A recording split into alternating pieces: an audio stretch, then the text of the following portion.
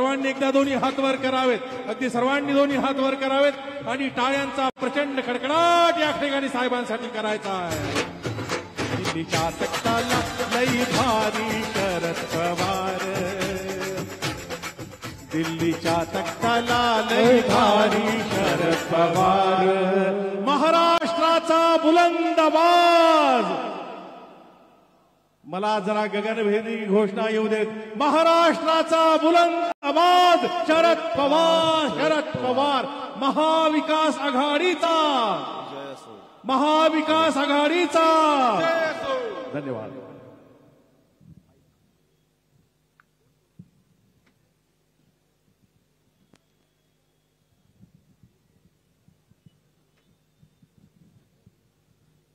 धन्यवाद. पुणे शिकवार 37 अहमदनगर दक्षिण लोकसभा मतदारसंघाचे आपले उमेदवार आदरणीय निलेशजी ज्ञानदेव लंके यांच्या प्रचारार्थ साहेबांचं आपण राहुरी नगरीमध्ये जोरदार स्वागत केलेलं आहे. माननीय या मतदारसंघाचे विधानसभा सदस्य सन्माननीय आमदार प्राजक्तदादा तनपुरे साहेब आणि आपण सगळ्यांनीच राहुरीमध्ये साहेबांचं स्वागत केलेलं आहे. मी राष्ट्रवादी काँग्रेस पक्ष शरदचंद्रजी पवार गटाचे जिल्हाध्यक्ष आदरणीय राजेंद्र तात्या फाळके यांना विनंती करतो या प्रचार सभेच्या निमित्ताने आपण प्रास्ताविक करावं.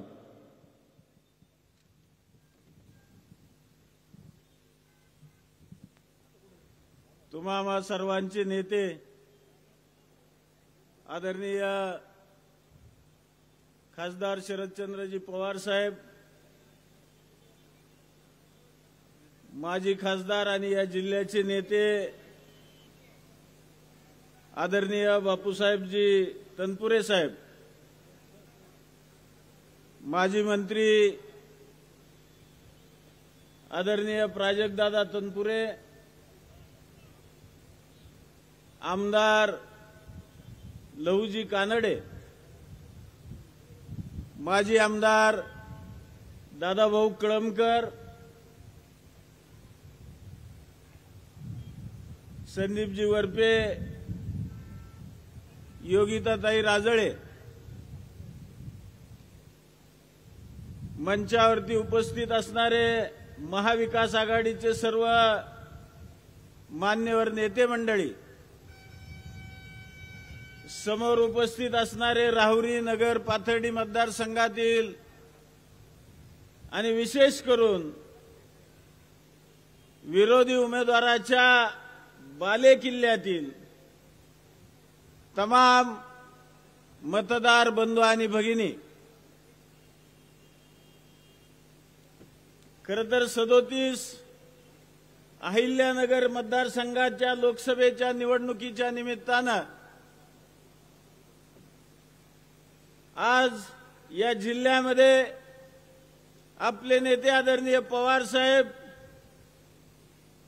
दुसऱ्यांदा आलेले आहेत. हा राहुरी परिसर आणि या परिसरातला भौगोलिक आणि ऐतिहासिक इतिहास भूगोल पवार साहेबांना माहिती आहे. 2019च्या विधानसभा निवडणुकीमध्ये या मतदारसंघाने क्रांती घडवली आणि आमदार प्राजक्तदादाच्या रूपानं एक विकासाचा दृष्टिकोन असणारा युवकांचा नेता या मतदारसंघातून महाराष्ट्राच्या विधानसभेला दिला. खरं तर मागच्या लोकसभेच्या निवडणुकीला आपल्याकडून अनेक डिग्र्या आणि डॉक्टरकीचा टेंबा मिरवून या मतदारसंघातून अनेक पक्ष बदललेलं एक घराणं भारतीय जनता पार्टीच्या तिकिटावरती खासदार म्हणून निवडून आलं.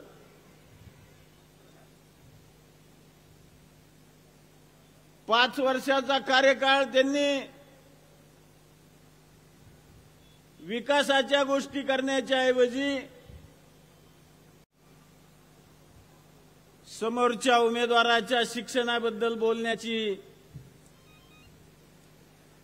त्यांना गरज पडली. ते म्हणले मी डॉक्टर आहे, मी इंग्रजीमध्ये बोलू शकतो, संसदेमध्ये इंग्रजी चालते आणि माझं एखादं जरी भाषण समोरच्या उमेदवाराने करून दाखवलं तर मी 18 तारखेला फॉर्म भरणार नाही. उमेदवारांनी त्यांना उत्तर दिलेलं आहे. शिक्षणावरती समाजाचे प्रश्न हे कळतात असं नाही. सामान्य माणसाची नाळ तुमच्याशी किती जोडलेली आहे यावरती कुठलाही लोकप्रतिनिधी ठरला जातो. निलेश लंके आज 24 तासातले 20 तास काम करणारा लोकप्रतिनिधी आहे. सर्वसामान्य लोकांना उपलब्ध होणारा लोकप्रतिनिधी आहे. आणि म्हणून या मतदारसंघाचा विकास करायचा असेल तर आपल्याला निलेश लंकेंच्या बरोबर उभा राहावं लागणार आहे हे सांगण्यासाठी आज पवार साहेब या ठिकाणी आलेले आहेत. एक गोष्ट सांगायची तुम्हाला, तुमच्या लोकांना. पार्लमेंटमध्ये लोकसभेमध्ये 18 भाषेत बोलता येतं. पार्लमेंटमध्ये मराठीत बोलता येतं आणि मराठीत भाषण केलं तर 17 भाषेत त्याचा उल्लेख होत असतो. बापूसाहेब तनपुरे पार्लमेंटमध्ये होते, त्यांचे एकदा मराठीमध्ये त्यांनी भाषण केलं होतं का नाही? त्यांनी मराठीत भाषण केलं होतं. त्यामुळे भाषा ही अडचण येत नाही. त्यामुळे उगीच काहीतरी सवयी सांगण्यासारखं काही नाही म्हणून सांगतात. मला उत्तर देखील माहिती असताना प्रदीर्घ अनुभव असणाऱ्या संसदेच्या आदरणीय पवार साहेबांनी उत्तर देणं हे अत्यंत योग्य ठरलेलं आहे. मी या ठिकाणी साहेबांना सांगू इच्छिल की साहेब, अहमदनगर मनमाड रस्ता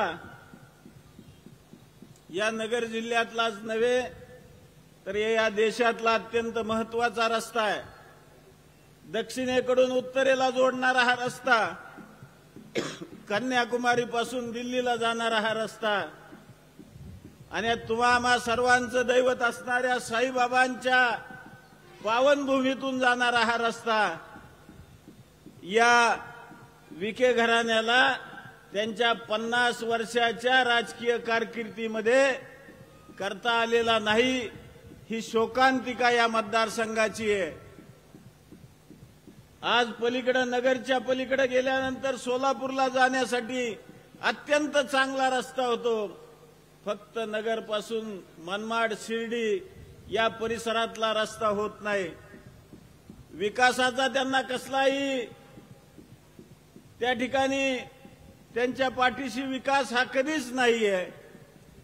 फक्त खोटं बोलायचं, पक्ष बदलायचा, लोकांना फसवायचं आणि त्या ठिकाणी निवडणूक जिंकायची या पद्धतीचं धोरण समोरचे उमेदवार डॉक्टर सुजय विखे हे करतायत. आणि म्हणून या निवडणुकीला एक ऐतिहासिक महत्व आहे. एका धनशक्ती विरुद्ध एक सामान्य माणूस, गरीब माणूस हा या निवडणुकीमध्ये उभा राहिलेला आहे. साहेब, परवा दिवशी 23 तारखेला आम्ही फॉर्म भरला. 22 तारखेला या राज्याचे मुख्यमंत्री, उपमुख्यमंत्री यांच्या समवेत समोरच्या उमेदवारांनी फॉर्म भरला. मोठी रॅली काढली भाड्याचे लोक आणून, 500-500 रुपयाला ठरवून आणले आणि त्या ठिकाणी त्या लोकांना सुरुवातीला ऍडव्हान्स दिला असेल त्याच्यावरती परत पाठवलं. रॅली निघाली आणि त्या चौपाटी कारंजा ग्राउंडवरती, रोडवरती सभा घेतली. सभेला साहेब 500 लोक सुद्धा थांबले नाहीत. एवढी वाईट अवस्था त्यांची या ठिकाणी झालेली आहे. 23 तारखेला आपण फॉर्म भरला. फॉर्म भरत असताना आपल्या प्रॉपर्टीचा उल्लेख त्या ठिकाणी करावा लागतो. एका वर्तमानपत्राने हेडिंग दिलं की अत्यंत गरीब असणारा उमेदवार हा महाविकास आघाडीने उभा केलाय आणि दुसरीकडे कोट्यावधी रुपयाची मालमत्ता कागदावरती असणारा समोरचा उमेदवार आहे.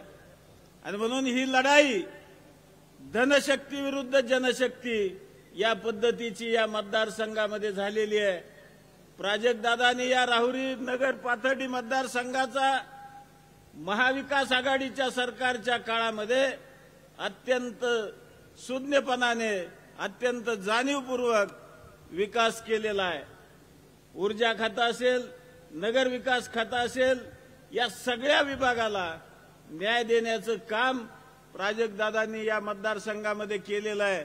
आणि म्हणून एका तरुणाच्या पाठीमागं दुसरा एक सामान्य तरुण या ठिकाणी लोकसभेला उभा असल्यामुळं प्राजक्तदादांनी चंग बांधलेला आहे की या मतदारसंघामध्ये निलेश लंकेंना मोठ्या प्रमाणात मतदान झालं पाहिजे. खरं तर साहेब, हा मतदारसंघ आपल्यावरती प्रेम करणार आहे, पवार साहेबांवरती प्रेम करणार आहे आणि सर्वसामान्य लोकांना आज त्यांचे प्रश्न माहिती आहेत. पिण्याच्या पाण्याचा प्रश्न असेल, निळवंड्याच्या पाण्याचा प्रश्न असेल, शेतीच्या उत्पादित केलेल्या मालाच्या भावाचा प्रश्न असेल, कांद्याचा प्रश्न असेल, दुधाचा प्रश्न असेल, हे प्रश्न जर या राज्यामध्ये आणि देशामध्ये जर कोण समजून घेत असेल तर ते फक्त आणि फक्त एकच नाव आहे, शरदचंद्रजी पवार साहेब. आणि म्हणून त्या नावाच्या मागे या जिल्ह्यातील जनता ही ठामपणाने उभा आहे. साहेब, आज आपण या ठिकाणी प्रचारासाठी आलात. मी जिल्ह्याचा अध्यक्ष, महाविकास आघाडीचा समन्वयक म्हणून या ठिकाणी आपलं मनापासून स्वागत करतो आणि या ठिकाणी आपला फारसा वेळ न घेता पुन्हा एकदा उपस्थित सर्वांचं मनापासून स्वागत करतो आणि थांबतो. जय हिंद, जय महाराष्ट्र. धन्यवाद तात्या. यानंतर आम आदमी पार्टीचे अहमदनगर जिल्ह्याचे अध्यक्ष आदरणीय राजू आघाव साहेब या प्रचार सभेच्या निमित्ताने आपलं मनोगत व्यक्त करतील. माननीय राजू आघाव, जिल्हा अध्यक्ष आम आदमी पार्टी अहमदनगर जिल्हा. सन्माननीय व्यासपीठ, सर्व इंडिया आघाडीचे प्रमुख पक्षांचे सर्व जिल्हाध्यक्ष, मुख्य पदाधिकारी, या तालुक्याचे आमदार प्राजक्तदादा, माजी खासदार साहेब बापूसाहेब तनपुरे साहेब, सर्व व्यासपीठ आणि इथे जमलेला इंडिया आघाडीचा चाहता वर्ग, एवढ्या उन्हामध्ये देखील आपण एवढ्या उन्हातानात या निवडणुकीचं महत्त्व समजून आपण आलात, आपल्याला पहिला सलाम करतो. बंधूंनो, आतापर्यंत ज्या निवडणुका आपण पाहिल्यात, या देशाने पाहिल्यात अगदी 1947 पासून, परंतु ही निवडणूक खूप वेगळी आहे. देश एक महत्त्वाच्या टप्प्यावरती येऊन थांबलेला आहे, एक वेगळं वळण घेण्याच्या परिस्थितीमध्ये आहे. आणि जे आपण भारत माता म्हणतो ती आपल्याला पुकारत आहे, मला वाचवा म्हणून, मला वाचवा, मला वाचवा. कोणापासून? ह्या तानाशहांपासून, ह्या हुकुमशहांपासून. ही निवडणूक जेवढी पवार साहेबांसाठी महत्वाची आहे, लंके साहेबांसाठी महत्वाची आहे, त्याच्यापेक्षा बंधूंनो ही निवडणूक तुमच्या आमच्यासाठी अत्यंत महत्वाची आहे. कारण ही निवडणूक तानाशाही विरुद्ध जनता, हुकुमशाही विरुद्ध लोकशाही, कष्टकरी शेतकरी विरुद्ध कष्टकरी शेतकऱ्यांचे कर्दन काळ अशी ही निवडणूक आहे. बेरोजगार तरुण विरुद्ध बेरोजगार वाढवणारी ही यंत्रणा अशी ही निवडणूक आहे. जर या निवडणुकीमध्ये आपण काही चूक केली तर बांधवांनो, ज्या क्रांतिकारकांनी रक्त सांडून आपल्या देशाला स्वातंत्र्य मिळवून दिलं ते क्रांतिकारक आपल्याला कधी माफ करणार नाहीत. काय परिस्थिती आहे शेतकऱ्यांची, शेतमालाची. कांद्याचे भाव थोडेसे कुठं वाढायला लागले की लगेच यांनी केलाच कांदा आयात. बरं, हिंदू हिंदू करतेत आणि कांदा कोणाचा आयात करतेत? पाकिस्तानचा. टमाटे कोणाचे आयात करतेत? पाकिस्तानचे. आणि ते पण इथं जो भाव शेतकऱ्यांना मिळायला पाहिजे त्याच्यापेक्षा तिप्पट किमतीनं आयात करतेत. उन्मत्त झालेत हे मोदी शाह, उन्मत्त. त्यांना त्यांची जागा दाखवून देण्याची ही वेळ आहे. जनतेची ताकद काय असती ते दाखवून देण्याची ही वेळ आहे. आणि जर आपण ती जनतेची ताकद, सर्वसामान्याची ताकद जर आता दाखवून देऊ नाही शकलो तर ब्रह्मदेव देखील आपल्याला माफ करणार नाही. भावांनो, ही झाली ती बाजू, तो भाग. आता दुसरा भाग, आपले दोन्ही प्रतिस्पर्धी उमेदवार कोण आहे? एका बाजूला सर्वसाधारण कुटुंबातला, तुमच्या आमच्यातला निलेश लंके, जो कधीही 24 तास रात्री बेरात्री कधीही फोन करा अवेलेबल होतो, उपलब्ध होतो. 4.5 वर्षाच्या काळामध्ये निलेश लंके काय हे नुसतं पारनेरनीच नाही, फक्त जिल्ह्यांनीच नाही, फक्त राज्यांनीच नाही तर अख्ख्या देशाने बघितलं. देशानेच नाही तर जगाने बघितलंय. जगामध्ये त्यांचं कौतुक झालं. फ्रान्सने मला वाटतं त्यांना डॉक्टरेट पदवी दिली. समोरचा उमेदवार म्हणत होता त्यांना इंग्लिश बोलता येतं का? अरे तू काय डॉक्टर आहे? तू कसा डॉक्टर झाला ते तुझ्या काकांनी सांगितलंय. परंतु हे कसे?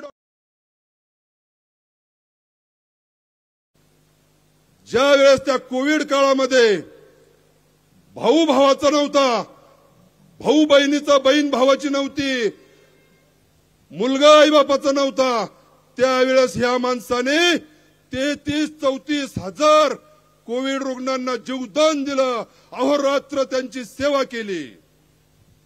आणि दुसरा उमेदवार हेलिकॉप्टरनी काय कोविडचे इंजेक्शन आणतो, विमानाने काय कोविडचे ते रेमडेसिवीर आणतो, त्याचा काळा बाजार काय करतो, 30-30 हजाराला काय विकतो. घेतलेत ना 30-30 हजाराला इंजेक्शन आपल्यापैकी घेतले. तेच कोविडचे इंजेक्शन निलेश लंके साहेबांनी कोणीही येऊ देशभरातून तिथं पारनेरला रुग्ण येत होते. देशभरातून, फक्त पारनेरकरच नव्हते तिथं. त्यांचं जे पुस्तक आहे आपल्या हातात मिळालं असेल, अश्रू येतात. ते पुस्तक वाचल्यानंतर अश्रू येतात. हे झालं निलेश लंके साहेबांबद्दल. त्यांचं 4-4.5 वर्षाची कारकीर्द आपण बघितली आणि यांची 50 वर्षाची कारकीर्द आपण पाहतोय. किती? 50. जो साखर कारखाना त्यांच्या पंजोबांनी आणि धनंजयराव गाडगीळ साहेबांनी आशिया खंडातला पहिला सहकारी साखर कारखाना काढला, त्यांच्याच पंजोबांना त्या साखर कारखान्यावरती झालेलं 850-900 कोटी रुपयाचं कर्ज पाहून नक्कीच त्यांच्या डोळ्यामध्ये पाणी येत असतील. आणि ज्या पद्धतीनं सहकार ते मोडीत काढून पाहत आहेत. राहुरी कारखान्याचं वाटोळं केलं. अगदी ते काय वायरी सुद्धा पोकलेन लावून घेऊन गेले. गणेश कारखान्याचं वाटोळं केलं. जिथं जाईल तिथं हा माणूस वाटोळं करतो. वाटोळं. चांगलं काय केलं? दिसत नाही का यांना दुधाचे भाव? काय परिस्थिती आहे शेतकऱ्यांची, दूध उत्पादकांची? हाडकडे उघडे पडलेत. दिसत नाही या कमळाबाईवाल्यांना. तेव्हा बांधवांनो, एकच विनंती करतो, इथं जेवढे जण आलेले, आपण चूक तर करणार नाहीच आहे, आपण जिगरबाज आहात, परंतु आपण जाऊन एक कार्यकर्ता म्हणून आपले पाहुणे रावळे मित्र परिवार त्यांना सुद्धा आपल्या बरोबर घ्यायचंय. त्याच्याशिवाय हे लढाई साधी नाही. ही लढाई कोणची आहे? एक उन्मत्त झालेला सम्राट विरुद्ध एक सर्वसाधारण, तुमच्या आमच्यातला सर्वसाधारण माणूस, एक आम आदमी. तेव्हा ही लढाई आपण हातात घ्यायची. ते तर लढतच आहेत आपल्यासाठी, ते इलेक्शन लढत आहेत त्यांच्यासाठी नाही. तुमच्या माझ्या हक्काची जी लढाई आहे ती ते या रणांगणामध्ये पाय रोवून लढत आहेत, दंड थोपटून लढत आहे. या निवडणुकीमध्ये प्रचंड पैसा बाहेर येणार आहे, अगदी अब्जावधी रुपये बाहेर येण्याची शक्यता आहे. मोदी म्हणत होते, मोदी शहा, काळा पैसा बंद झाला, काळा पैसा बंद झाला नोटबंदीमुळं. किती हाल झाले शेतकऱ्यांचे, सर्वसामान्य माणसांचे. अरे मोदी शहा, इथं नगर जिल्ह्यामध्ये येऊन बघा काळा पैसा कसा येईल. आता तुझे निवडणूक आयोग यंत्रणा नीटनेटकी लाव. काय परिस्थिती निवडणूक आयोग एकतर्फी काम करतोय. परंतु ही निवडणूक आपल्याला हातात घ्यायची आणि इथून पुढच्या काळामध्ये एकजुटीने लढायचंय. 100% विजय आपला होणारच आहे. मी दाद देतो पवार साहेबांची, आजोबासारखे माणसं आहेत त्यांची, आणि त्यांनी या ईडी फिडीला सगळ्यांना थांबवून या मैदानामध्ये 84 वर्षाच्या वयामध्ये देखील पाय रोवून दंड थोपटून मोदी शहांच्या विरोधात उभे आहेत. धन्यवाद. जय हिंद, जय भारत. धन्यवाद आगाव साहेब. यानंतर मी विनंती करणार आहे श्रीरामपूर विधानसभा क्षेत्राचे विधानसभा सदस्य जे विधानसभेमध्ये आपल्या सगळ्यांसाठी पोटतिडकीने भांडताना दिसतात, प्रश्न मांडताना दिसतात, असे एक अभ्यासू आमदार माननीय लहूजी कानडे साहेब.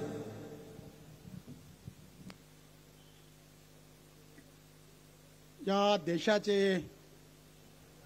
जाणते नेतृत्व, महाविकास आघाडीचे शिल्पकार, पितृतुल्य आदरणीय शरदचंद्रजी पवार साहेब, आमचे मार्गदर्शक आणि माजी खासदार आदरणीय बापूसाहेब तनपुरे, माझे विधानमंडळातील सहकारी आणि माजी मंत्री आमदार प्राजक्तदादा तनपुरे, माजी आमदार कळमकर सर, राष्ट्रवादी काँग्रेसचे जिल्हा अध्यक्ष फाळके साहेब, आम आदमी पार्टीचे आगाव साहेब, आमचे मार्गदर्शक जिल्हा परिषदेचे माजी अध्यक्ष अरुण पाटील कडू, आदरणीय रावसाहेब पाटील म्हस्के, आमच्या काँग्रेस पक्षाचे विधानमंडळाचे समन्वयक अमृत काका धुमाळ, तालुका काँग्रेसचे अध्यक्ष बाळासाहेब आढाव, आदरणीय संदीपदादा वरपे, व्यासपीठावरील सर्व महाविकास आघाडीच्या घटक पक्षाचे सन्माननीय पदाधिकारी आणि उपस्थित सर्व भावांनो आणि भगिनींनो, 13 मेला लोकसभेसाठी मतदान होत आहे. ही देशाची निवडणूक आहे.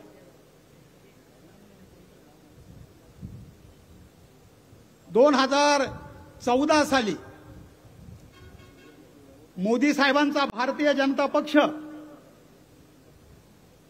राष्ट्रीय स्वयंसेवक संघासारख्या त्यांच्या सहयोगी संस्था या सर्व मंडळींनी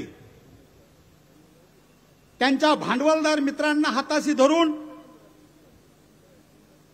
त्या भांडवलदार मित्रांची त्यांच्या मालकीची जी माध्यमं होती, वृत्तपत्र असतील, इलेक्ट्रॉनिक मीडिया असेल, त्या सर्वांचा वापर करून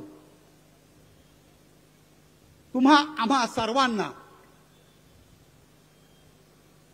खोटी आश्वासनं दिली. मुळात जे प्रश्न नव्हते ते प्रश्न आहेत असं भासवून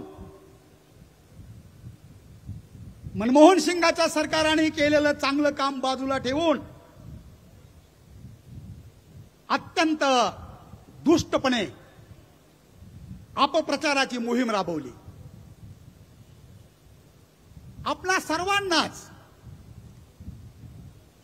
अत्यंत चमचमीत अशी आश्वासनं देऊन या मंडळींनी आपल्याला भुरळ घातली, आपली मतं घेतली आणि 14 साली केंद्रामध्ये मोदी साहेबांचं सरकार आलं. या लोकांनी सांगितलं होतं की आम्ही सत्तेत आल्याबरोबर शेतकऱ्यांची आमदानी दुप्पट करू. शेतकऱ्याची आमदानी तर दुप्पट झालीच नाही, परंतु शेतकऱ्यांना उद्ध्वस्त करणारे 3 काळे कायदे संसदेने संमत केले आणि पंजाब, हरियाणा, उत्तरेतील सर्व शेतकऱ्यांना दिल्ली राजधानीच्या दारावर दस्तक देत उपोषण करावं लागलं. त्यामध्ये जवळपास 200 पेक्षा अधिक शेतकरी हुतात्मा झाले. पहिल्यांदा संसदेने मंजूर केलेले कायदे मोदी सरकारला पाठीमागे घेण्याची नामुष्की त्यांच्यावर आली. शेतकऱ्यांना सन्मान म्हणून दिले जाणारी 2000 रुपयाची रक्कम एका बाजूला आणि मागील 10 वर्षात मातीमध्ये निढळाचा घाम गाळून शेतकऱ्यांनी जे उत्पन्न मिळवलं, शेतकऱ्यांनी जे पिकवलं, ते पिकवलेलं धान्य कवडी मोल त्यांच्या भांडवलदार मित्रांना विकत घेता येईल यासाठी मोदी सरकारने अंमलबजावणी केलेली दुष्ट नीती मित्रांनो आपण पाहिली. आपला कापूस आला, भाव गडगडले. आपली तूर आली, भाव गडगडले. आपला टमाटा आला, भाव गडगडले. आपला कांदा आला, भाव गडगडले. एका बाजूला सन्मान म्हणून 2000च्या कवड्या देणारी ही माणसं निढळाचा घाम गाळून उत्पन्न घेणाऱ्या शेतकऱ्याच्या खिशातून लाखो रुपयाची लूट करत राहिली. युवकांना सांगितलं दरवर्षी 2 कोटी नोकऱ्या देऊ. नोकऱ्या तर दिल्याच नाहीत, परंतु या धर्मांध आणि जात्यांध सरकारनं वेगवेगळ्या जातीमध्ये, वेगवेगळ्या धर्मामध्ये आरक्षणाच्या निमित्ताने भांडणं लावली. आमची तरुण मित्र आरक्षणाच्या मुद्द्यावर एकमेकाशी लढवली. नोकऱ्या तर दिल्याच नाहीत, परंतु या सर्व युवा पिढीला बर्बाद करण्याचं षडयंत्र या लोकांनी सातत्यानं राबवलं. मित्रांनो, आज इंडिया आघाडी एक नवा जाहीरनामा घेऊन आपल्या समोर आली आहे. या लोकांनी एवढंच करून भागलं नाही. या मंडळींनी सत्तेच्या बळावर एवढी दहशत निर्माण केलेली आहे, एवढी दहशत निर्माण केलेली आहे की यांनी या राज्याचे पक्ष फोडले. त्या पक्षांच्या नेत्याला ईडीची, सीबीआयची सर्व व्यवस्थांची भीती घालून एक दमनशाही निर्माण केली. सर्वसामान्य माणसांना देखील सत्तेमध्ये असणाऱ्या या लोकांनी धाक निर्माण केला. आपण आपल्या नगर जिल्ह्यामध्ये पाहतोय, महाविकास आघाडीची सत्ता गेल्यानंतर जे सत्तांतर झालं आणि त्या सत्तेमध्ये जी लोक बसली त्यांनी आपली काय अवस्था केली. मित्रांनो, एक गोष्ट सांगितली पाहिजे. मी सरकारी अधिकारी होतो. हा नगर जिल्हा, विशेषतः दक्षिण नगर, हा सातत्याने आवर्षण प्रवण क्षेत्र राहिलेला आहे.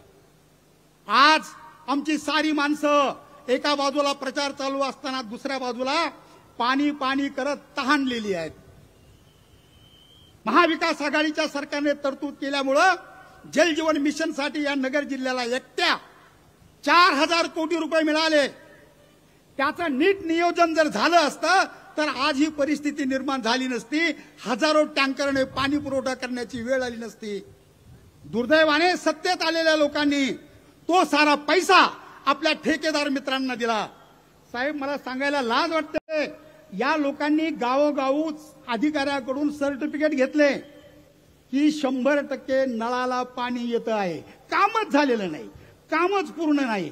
मी विधानमंडळामध्ये अनेकदा या विषयावर बोललो, परंतु भ्रष्टाचाराला लालचावलेली ही मंडळी या जनतेला पाणी देऊ शकलेली नाहीत. अशी मित्रांनो ही परिस्थिती आहे. आमचे नेते राहुलजी गांधी यांनी कन्याकुमारी पासून काश्मीर पर्यंत आणि मणिपूर पासून मुंबईपर्यंत उभा आडवा हा देश या सर्व लोकांच्या दमनशाहीच्या विरोधात पायी पिंजून काढला. लोकांना सांगितलं, यांनी जी नफरत धर्माच्या नावाने फैलावलेली आहे, यांनी जो धाक निर्माण केलेला आहे, राहुलजी म्हणाले डरो मत, त्या नफरत की दुनिया में हम मोहब्बत की दुकान लगाएंगे. मित्रांनो, आज जरी या जिल्ह्यामध्ये काँग्रेसला उमेदवारी नसली तरी देखील या जिल्ह्यातील आदरणीय बाळासाहेब थोरात यांच्या नेतृत्वाखालील काँग्रेस पक्ष आणि काँग्रेस पक्षाचे कार्यकर्ते पायाला भिंगरी बांधून आमच्या महाविकास आघाडीच्या दोन्ही उमेदवाराचा रात्रंदिवस प्रचार करीत आहेत. राहुलजींनी कालच्या अमरावतीच्या सोलापूरच्या सभेमध्ये सांगितलं, आमच्या दारिद्र्य रेषेखालील माता भगिनींना आम्ही वर्षाला 1 लाख रुपये देऊ. जे ग्रॅज्युएट झालेले, डिप्लोमा धारक असलेले, नोकरीसाठी वणवण करणारे जे आमचे युवक भाऊ आहेत, या सर्वांना प्रत्येक महिन्याला 8,500 रुपये मानधन देऊन एका वर्षासाठी 1 लाख रुपये देऊन त्यांना अप्रेंटिसशिप देऊ. शेतकऱ्यांना जो भाव मिळत नाही त्याच्यासाठी स्वतंत्रपणे आयोग स्थापन करून त्याला कायद्यानं भाव देण्याची व्यवस्था करू. एवढंच नाही तर शेतकऱ्यांना वारंवार मूल्यमापन करून जेव्हा जेव्हा गरज भासेल तेव्हा तेव्हा शेतकऱ्यांच्या कर्जमाफीचा प्रत्येक वेळी सरकार निर्णय घेईल. मित्रांनो, एक अत्यंत रचनात्मक, मित्रांनो, केवळ 22-25 आपला भांडवलदार मित्रांसाठी नाही तर या देशातील 90% जनतेच्या कल्याणाचा एक अजेंडा घेऊन आदरणीय पवार साहेबांच्या नेतृत्वाखाली या देशातील सर्व पुरोगामी विचाराचे इंडियामध्ये सहभागी असणारे पक्ष काम करत आहेत. आज लंके साहेबांच्या प्रचाराच्या निमित्तानं साहेबांनी लंके साहेबाला उमेदवारी दिली. काल पेपरमध्ये आलं, त्यांनी जो उत्पन्नाचा दाखला फॉर्मला जोडलाय, या माणसाचं उत्पन्न काही लाख रुपयाचं आहे. त्याचं ते मागच्या 5 वर्षामध्ये या गृहस्थाचं उत्पन्न 29 लाख रुपयांनी घटलं, कमी झालं. मित्रांनो, ही लढाई एका बाजूला प्रचंड पैशाची ढीग असणाऱ्याच्या विरुद्ध एका कफल्लक परंतु बहुजन समाजाशी, सर्वसामान्य माणसाशी, फाटक्या तुटक्याशी पक्की नाळ असलेल्या उमेदवाराची आहे. मित्रांनो, आपल्याला तुमचा माझा रक्ताचा निलेश लंके नावाचा खासदार संसदेमध्ये पाठवायचा आहे. त्यासाठी निलेश लंकेंना भरघोस मताने आपण सर्वजण मिळून निवडून देऊयात अशी नम्र प्रार्थना करतो. थांबतो. धन्यवाद. धन्यवाद कारणे सर. यानंतर राजपूत करणी सेनेचे प्रदेश प्रवक्ते दिनेशजी जाधव हे थोडक्यात आपलं मनोगत व्यक्त करतील.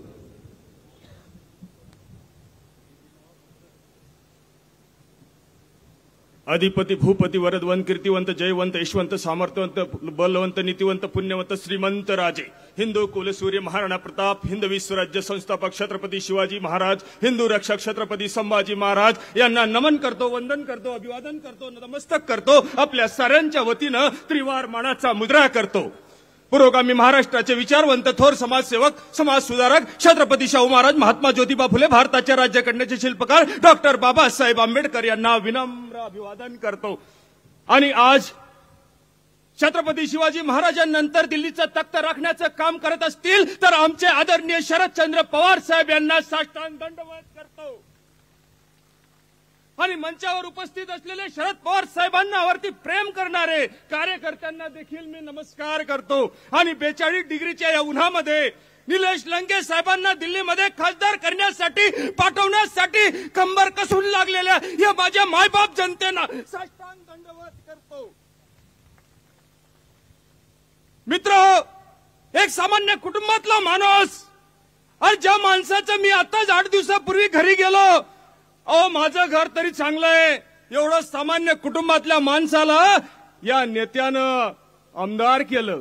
कोणासाठी? पारनेर तालुक्याचा विकास करण्यासाठी आमदार केलं. आणि आता जो नगर जिल्हा अर्धा ओला आहे अर्धा सुका आहे, ज्याला संपूर्ण ओला करण्यासाठी आदरणीय पवार साहेबांनी या माणसाला आता ठरवलंय केंद्रामध्ये पाठवायचं, दिल्लीमध्ये पाठवायचं, जेणेकरून माझ्या शेतकरी, नगर जिल्ह्यातला शेतकरी हा सुखी कसा होईल, याच्या शेतात पाणी कसं मिळेल, याचा कांद्याचा प्रश्न कसा सुटेल, याच्या कांद्याच्या भावाला मालाला भाव कसा मिळेल, या अनुषंगानं एक सामान्य गरीब कुटुंबातल्या माणसाला देशात पाठवण्याचं पवार साहेबांनीच नव्हे तर या नगर जिल्ह्यातल्या जनतेने ठरवलेलं आहे. मित्र, आपण पाहिलं असेल या गरीब माणसाचं काम. अरे ज्या वेळेस या देशामध्ये आमदार, खासदार, मंत्री त्या ठिकाणी कोपऱ्यामध्ये बसत होते, फार्म हाऊस मध्ये बसत होते, गड्यामाड्या बंगलांमध्ये बसत होते, त्यावेळेस एकमेव माणूस निलेश लंके साहेब, हा माणूस गोरगरिबांची काळजी घेत होता. आणि या नगर जिल्ह्यामध्ये त्या बाळवणी गावामध्ये त्या ठिकाणी या माणसानं त्या ठिकाणी उभं केलं ते शरदचंद्र पवार नावाचं आरोग्य मंदिर उभं केलं. आणि त्या आरोग्य मंदिरामध्ये जात पात न पाहता प्रत्येक या राज्यामधले नव्हे तर बिहारचे, पुण्यामधून देखील आम्ही त्या ठिकाणी माणसं पाठवले होते. त्यांची काळजी त्यांनी घेतली. आम्ही त्यावेळेस त्या ठिकाणी भेट द्यायला आलो होतो आणि त्यांचं कौतुक देखील केलं होतं. असं एकमेव नेतृत्व, गोरगरिबांसाठी काम करणारं नेतृत्व म्हणजे आदरणीय निलेश लंके साहेब. अरे फूल है गुलाब का कली क्या काम की, अरे फूल है गुलाब का कली क्या काम की. अरे जिसने ऐसा नेता को वोट नहीं दिया तो उसकी जिंदगी भी क्या काम की, उसकी जिंदगी भी क्या काम की. हर फूल गुलाब का नहीं होता, हर जाम शराब का नहीं होता, हर फूल गुलाब का नहीं होता, हर जाम शराब का नहीं होता. संभाल कर वोट देना दोस्तों, हर बार नीलेश जंग लंके जैसा उम्मीदवार यहाँ पे खड़ा नहीं होता, यहाँ पे खड़ा नहीं होता. ही जी या ठिकाणी लागलेली निवडणूक आहे, ही धनशक्ती विरुद्ध जनशक्ती आहे. आणि जनशक्ती या ठिकाणी कामाला लागलेली आहे. पवार साहेब आपण सांगायचे भाकरी फिरवा, आता तो शब्द विरोधी म्हणायला लागले, भाकरी फिरवा. पण पवार साहेब या जनतेनं आता ठरवलेलं आहे, भाकरी फिरवायच्या नाही तर भाकरी बांधून लागायचं. आणि ही मायबाप जनता भाकरी बांधून लागलेली आहे. हम काटे नहीं किसी रास्ते के और ना बनना चाहते हैं, हम काटे नहीं किसी रास्ते के और ना बनना चाहते हैं. अगर बना कोई काटा इनके रास्ते का, अरे बना कोई काटा इनके रास्ते का, कसम मार रहा प्रताप छत्रपति शिवाजी महाराज, शाहू फुले, बाबासाहेब आंबेडकर, एकलव्य, अहिल्याबाई होळकर, झांसी की रानी बिरसा मुंडा की. अरे मिटा देंगे जात उन कांटों की, अरे मिटा देंगे जात उन कांटों की. ये शान हम राष्ट्रवादी कार्यकर्ताओं की, ये शान है पवार साहब के कार्यकर्ताओं की, ये शान है हम निलेश लंके साहब के कार्यकर्ताओं की. धन्यवाद. जय हिंद, जय महाराष्ट्र, जय राणा, जय शिवराय, जय भीम. धन्यवाद. यानंतर सन्माननीय श्री पवार साहेबांची सभा ज्यांच्या नेतृत्वामध्ये आपण इथे आयोजित केलेली आहे, नगर राहुरी पाथर्डी विधानसभा मतदारसंघाचे लोकप्रतिनिधी सन्माननीय आमदार प्राजक्त दादा तनपुरे साहेब यानंतर आपल्याशी बोलतील. आपल्या सर्वांचं आराध्य दैवत आदरणीय पवार साहेब, वेळ बराच झालेला, मी सर्वच या ठिकाणी उपस्थित व्यासपीठावरील सर्वच मान्यवर आणि या राहुरी तालुक्यातील आणि राहुरी विधानसभा मतदारसंघातील आलेले सर्व राष्ट्रवादी काँग्रेसचे कार्यकर्ते, महाविकास आघाडीचे कार्यकर्ते, सर्व मतदार बंधूंनो, लोकसभेच्या आपल्या नगर दक्षिणच्या निवडणुकीच्या प्रचाराची आजची सभा, खरं मी आपल्या लोकांची काय दिलगिरी व्यक्त करतो की मंडप पूर्ण भरला, बरीच लोक बाहेर देखील उन्हामध्ये उभी आहेत, काही सावलीमध्ये इकडे तिकडे उभी आहेत. साहेब, काल समोरच्या उमेदवाराची सभा देखील दुपारी होती आणि आम्ही युट्यूबवरती काही व्हिडिओ बघितले. काही लोक सांगत होते आम्हाला 500 रुपये कबूल केले, 100 रुपये दिले, एवढे अशी सगळी यंत्रणा लावून देखील सभेला अत्यंत तुरळक गर्दी होती. मात्र इथं आलेला प्रत्येक कार्यकर्ता, प्रत्येक मतदार हा स्वाभिमानानं त्या ठिकाणी आलेला आहे आणि निलेश लंकेंना दिल्लीला पाठवण्याकरता आतुर झालेला इथं प्रत्येक बसलेला कार्यकर्ता आहे. खरं साहेब, आपण महाविकास आघाडीचं सरकार आपल्या प्रयत्नामुळे राज्यामध्ये सरकार आलं आपल्या आशीर्वादामुळे मला देखील त्या सरकारमध्ये राज्यमंत्री म्हणून काम करण्याची संधी मिळाली. आपल्या सरकारनं सत्तेमध्ये आल्या आल्या साहेब शेतकऱ्यांची बाजू घेतली. पहिली गोष्ट महाविकास आघाडीच्या सरकारनं कुठली केली असेल सत्तेत आल्या आल्या दुसऱ्या का तिसऱ्या महिन्यामध्ये ती शेतकऱ्यांची कर्जमाफी केली. 2 लाखाच्या पर्यंतची कर्जमाफी आणि विशेषतः साहेब कोविडची परिस्थिती असताना देखील घोषणा कर्जमाफीची केली आणि लगेच 15 दिवसामध्ये मुंबईमध्ये पहिला कोरोनाचा रुग्ण सापडला. लॉकडाऊन झालं, सरकारच्या उत्पन्नाचे स्रोत बंद झाले, तरी देखील दिलेला शब्द महाविकास आघाडीच्या सरकारनं पूर्ण केला आणि या शेतकऱ्यांची कर्जमाफी करण्याचं काम महाविकास आघाडीच्या सरकारनं सत्तेमध्ये आल्या आल्या केलं. जे 2 लाखाच्या पुढे जे रेग्युलर कर्ज भरणारे असतील त्यांचा 50,000 रुपये प्रोत्साहन अनुदान देखील आम्ही सांगितलं, पण त्यावेळेस म्हटलं आम्ही की कोरोना झाल्यानंतर करू. दुर्दैवानं सरकार नंतर गेलं, अजूनही हे सरकार त्या ठिकाणी ते 50,000 रुपये देते. एक शेतकऱ्याच्या विचाराचं सरकार या राज्यामध्ये आणण्याचं श्रेय आदरणीय पवार साहेबांना होतं. साहेब, आम्ही ऊर्जा खात्याच्या माध्यमातून या महाराष्ट्रामध्ये एक ऍग्रीकल्चर कंटिंजन्सी फंड म्हणून एक निधी आणला. त्या निधीच्या माध्यमातून साहेब शेतकऱ्याची जी काय अडचण आहे,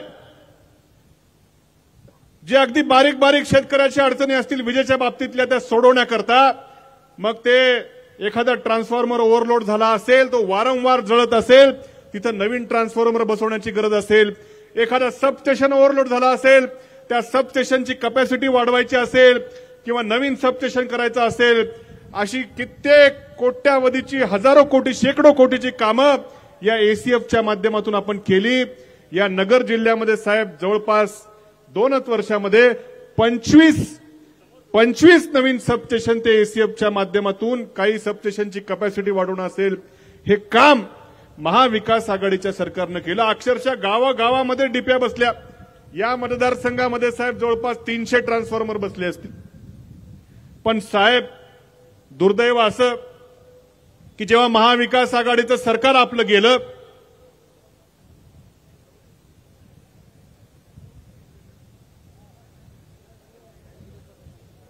ज्या वेळेस महाविकास आघाडीचं सरकार गेलं आणि हे भकास सरकार शेतकऱ्याला करणार आलं, अक्षरशः साहेब त्या एसीएफ फंडामधले 2,000 कोटी रुपये शिल्लक होते. 2,000 कोटी. माझ्या शेतकरी बांधवांना मला विचारायचंय, ज्या एसीएफ फंडामध्ये 2,000 कोटी रुपये शिल्लक होते, तो फंड एकाएकी या युतीच्या सरकारनं बंद पाडला, काही एक कारण न देता. ज्या 2,000 कोटीमध्ये तुमच्या बांधावर एखादा नवीन ट्रान्सफॉर्मर बसला असता, ज्या 2,000 कोटीमध्ये एखादं नवीन सबस्टेशन झालं असतं, हे 2,000 कोटी रुपये शिल्लक असताना ज्याच्या माध्यमातून शेतकऱ्याच्या विजेची अडचण सोडू शकत असतो, पण हे त्या ठिकाणी निधी बंद पाडायचं काम केलं. साहेब, आम्ही विधानसभेमध्ये विरोधी पक्षाचा आमदार म्हणून सातत्यानं आवाज उठवला. ऊर्जा मंत्र्यांना विचारणारे 2,000 कोटी माझ्या शेतकऱ्याचे मायबाप शेतकऱ्याचे शिल्लक आहेत, कित्येक वेदना आपण दूर करू शकतो, का बंद पाडला? सातत्यानं विधानसभेमध्ये अधिवेशनामध्ये विचारायचा प्रश्न केला. ऊर्जा मंत्री महोदय म्हणाले, तनपुरेजी तुम्ही जो विचारला निधी तो मी बघून सांगतो. हे दुर्दैव आहे महाराष्ट्राचं की 2,000 कोटी रुपये या शेतकऱ्याची वेदना सोडवण्याकरता जो निधी उपलब्ध होता, तो कुठल्या फंडाचा हेच ऊर्जा मंत्र्यांना माहीत नव्हतं, तो अधिकाऱ्यांनी बंद केला हेही माहीत नव्हतं. हे दुर्दैव. अशा पद्धतीचं भारतीय जनता पक्षाचं सरकार केंद्रामध्ये, राज्यामध्ये मित्रांनो त्या ठिकाणी आहे. साहेब, आम्ही इथं दिवसा वीज देण्याकरता महाविकास आघाडीच्या सरकारमध्ये मुख्यमंत्री सौर कृषी वाहिनी योजनेचं नवीन स्वरूप आणलं. या माझ्या मतदारसंघामध्ये साहेब 4 प्रकल्प आणले की जे शेतकऱ्याला दिवसा वीज देऊ शकतील. सौर ऊर्जा निर्मितीचे प्रकल्प, त्यातला एक सरकार जाता जाता चालू झाला आणि जसं सरकार गेलं, या सरकारचं लक्ष नाही, ढुंकूनही पाहिलं नाही. विधानसभेमध्ये आम्ही सातत्यानं ऊर्जा मंत्री सांगत असतात की शेतकऱ्याला दिवसा वीज द्यायची, शेतकऱ्याला दिवसा वीज द्यायची, पण प्रत्यक्षामध्ये भारतीय जनता पक्षाने मात्र महाविकास आघाडी सरकारच्या काळातले प्रकल्प देखील बंद पाडायचं काम केलेलं आहे. अरे, माझ्या शेतकऱ्याला रात्री रात्री शेतामध्ये जावं लागतं, इथं मात्र फक्त यांना उद्योगपती असतील किंवा आमच्यातनं जे तिकडे गेलेले भाजपमध्ये गेलेले आहेत त्यांनाच फक्त रात्री शांत झोप लागायचा अधिकार आहे का आमच्या शेतकऱ्याला देखील रात्री शांत झोपायचा अधिकार आहे? पण मात्र हे शेतकरी विरोधी सरकार राज्यामध्ये आणि केंद्रामध्ये आहे आणि हे घालवण्याकरता आपल्याला इथं देखील नगर दक्षिण मतदारसंघातून निलेश लंके साहेबांच्या रूपाने इथून आपल्याला उमेदवार निवडून द्यायचा आहे. मित्रांनो, समोरचे उमेदवार सांगत असतात, मी काही 2-3 भाषणामध्ये त्यांचं ऐकलं की बाबा राहुरी तालुक्यामध्ये त्यांनी असं गृहीत धरलेलं दिसतं की राहुरी तालुक्यामध्ये आमचं होम ग्राउंड आहे आणि इथून मात्र लीड मिळेल. अशा भाषणं मी काही त्यांच्या क्लिप त्या ठिकाणी ऐकल्या. अरे 4 तारखेला तुम्हाला कळेल राहुरी तालुका काय चीज आहे. साहेबांसमोर या ठिकाणी खात्री देतो की राहुरी विधानसभा मतदारसंघामध्ये मागच्या वेळेसचं सगळं लीड तोडून मला जेवढं विधानसभेचं लीड मिळालं होतं त्याच्यापेक्षा जास्त लीड राहुरी विधानसभा मतदारसंघ देणार आहे. काही कुणी माझ्याबद्दल काही आदेश बिदेश काय, हाच आदेश मी ऐकत असतो. आदेशाला काय, इथं बसलेल्या राष्ट्रवादी काँग्रेस पक्षाच्या प्रत्येक कार्यकर्त्यांनी उद्यापासून झोकून देऊन काम करून त्या ठिकाणी प्रत्येक आपल्या वाडी वस्तीवरती फक्त तुतारी आणि तुतारीत वाजली पाहिजे याची काळजी घ्यायची. अरे या डॉक्टर तनपुरे सहकारी साखर कारखान्याची निवडणूक मला वाटतं जी काय आता 5 वर्षापूर्वी पार पडली, त्या निवडणुकीमध्ये आत्ताचे आपले समोरचे उमेदवारांची भाषणं जरा ऐका.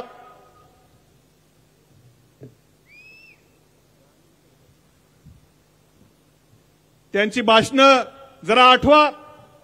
5 वर्षापूर्वी आज जे आता आश्वासनं देत आहेत, काय तर म्हणे एक काम तर कुठलं झालं तर म्हणे उड्डाणपुलाच्या नावावर भांडवले. अरे शहरामध्ये वेगवेगळ्या शहरामध्ये जावा, कित्येक उड्डाणपूल बनतात, पण या भाजपच्या सरकारला 10 वर्षामध्ये एक उड्डाणपूल बांधायला 10-15 वर्ष तुम्हाला लागले. तुमचं अपयश आहे त्या ठिकाणी आणि तेवढ्या एका भांडवलावरती तुम्ही फक्त मतं मागता आणि पुढची आश्वासनं तुम्ही तुमच्या पुढच्या आश्वासनावरती का मी विश्वास ठेवायचा. या राहुरी तालुक्यातल्या शेतकऱ्यांनी, या राहुरी तालुक्यातल्या ऊस उत्पादकांनी त्यांची 5 वर्षापूर्वीची कारखान्याच्या सभेतली भाषणं आठवा. सांगितलं होतं कुठल्या तरी बँकेचं म्हणे 150 कोटी का 100 कोटी काहीतरी कर्ज आम्ही मंजूर केलेलं आहे आणि लगेच त्या ठिकाणी अरे कुठली बँक, आमचे सभासद वाट बघत राहिले आता या बँकेचं कर्ज, कुठल्याही बँकेचं कर्ज आलं नाही, काही नाही. आमच्या सभासदांच्या मुलांना जे का आयुर्वेदिक कॉलेज आहे कारखान्याचं, तिथं म्हणे गोरगरीब सभासदाच्या सामान्य मुलाला मोफत त्या ठिकाणी शिक्षण मिळेल अशा पद्धतीचं देखील वक्तव्य होतं त्यांच्या त्या सभेमध्ये. पण मात्र इथं माझ्याकडे कित्येक त्यांच्याच पार्टीचे सभासद आहेत, त्यांच्याच पार्टीचे लोक आहेत. आता मी नावं सांगत नाहीत, ते सांगणं आम्ही काम करणार बरोबर त्यांचं म्हणून. काम म्हणजे तसं काम करणार, काम दाखवणार.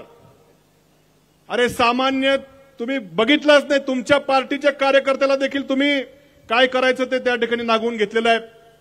या राहुरी तालुक्यातल्या सामान्य सभासदाचं अपेक्षा भंग तुम्ही केलेला आहे. अरे 2 वर्ष मध्यंतरी जो कारखाना चालला, यांनी जे कारखान्यामध्ये तोडीवाल्यांना काय ऍडव्हान्स वगैरे द्यावे लागतात, कुठल्याही प्रकारचे पैसे भरले नव्हते. प्रसाद शुगर कारखान्याची यंत्रणा वापरून 2 वर्ष त्या ठिकाणी कारखाना चाललेला आहे. प्रसाद शुगर कारखान्याची अतिरिक्त यंत्रणा झाली, ती तिकडे पाठवली. अजूनही सांगावं चेअरमन साहेबांनी त्यावेळेस, पण काय चेअरमन आणि व्हाईस चेअरमनच्या हातामध्ये काही नव्हतं, सगळं तज्ज्ञ संचालकच बघायचे. त्यांना जरा आठवण करून देतो, एका ह्याच्यात माझ्यावर बोलले होते काहीतरी, पण मात्र प्रसाद शुगरच्या यंत्रणेमुळे 2 वर्ष चालला आणि मागच्या वर्षी मात्र बंदच आहे. ठीक आहे, त्याच्यामध्ये कित्येक विषय या तालुक्यातल्या सभासदांनी खरं लक्षात घ्यावेत. या तालुक्याचं खरं लचके तोडण्याचं काम तुम्ही केलेलं, लचके तोडण्याचं. कित्येक वर्ष या तालुक्यातल्या लोकांना आपापसात झुंजवलं, नंतर तुम्ही स्वतः येऊन लढले.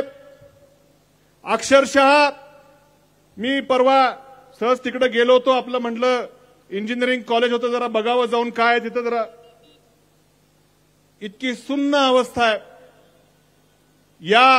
या तालुक्यातल्या लोकांनी जेव्हा सत्ता होती तेव्हा काढलेलं इंजिनिअरिंग कॉलेज आहे, खूप कष्टातनं काढलेलं इंजिनिअरिंग कॉलेज. तुमची सत्ता आल्यावर मात्र ते बंद पडलं. का तुम्हाला तुमचे कॉलेजेस चालवायचे होते? अक्षरशः चर्चा आम्ही अशी ऐकतोय की खूप सारं स्क्रॅप, तिथलं स्क्रॅप विक्री झाली. याची चौकशी महाविकास आघाडीचं सरकार किंवा आता केंद्रातलं सरकार आपलं आल्यावरती निश्चितपणे याची चौकशी आम्ही लावणार. किती स्क्रॅप होतं, केवढ्याला गेलं, किती जमिनी होत्या, केवढ्याला गेल्या.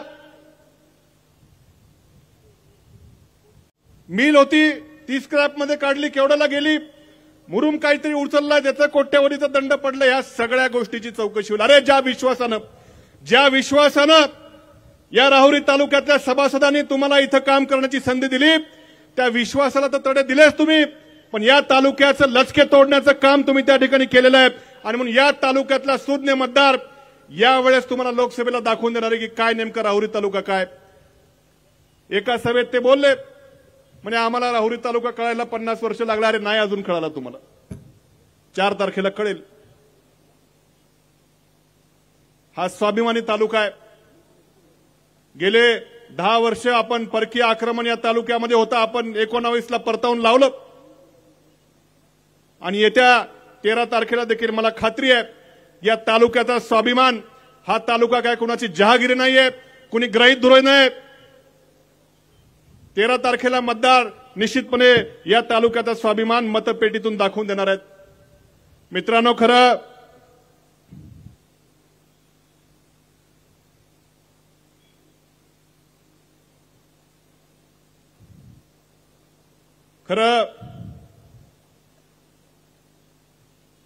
ज्या पद्धतीनं आमचं महाविकास आघाडीचं आपलं सरकार पाडलं गेलं आणि आज राज्यामध्ये देशामध्ये सगळीकडे विरोधी पक्ष संपवायचं काम चालू आहे.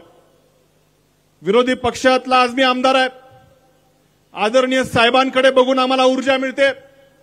विरोधी पक्षाचं काम आहे, सरकार जिथं जिथं चुकत असेल, सरकारने कांद्याची निर्यात बंदी केली असेल, सरकारने दुधाच्या भाव पडल्यावर काही कारवाई केली नसेल, पीक विमा मिळाला नसेल, अनुदान मिळालं नसेल, तर त्यावर बोलण्याचं काम, आवाज उठवण्याचं काम, तुमच्या संवेदना, तुमच्या भावना सरकारपर्यंत पोहोचवण्याचं काम हे विरोधी पक्षाचं आहे.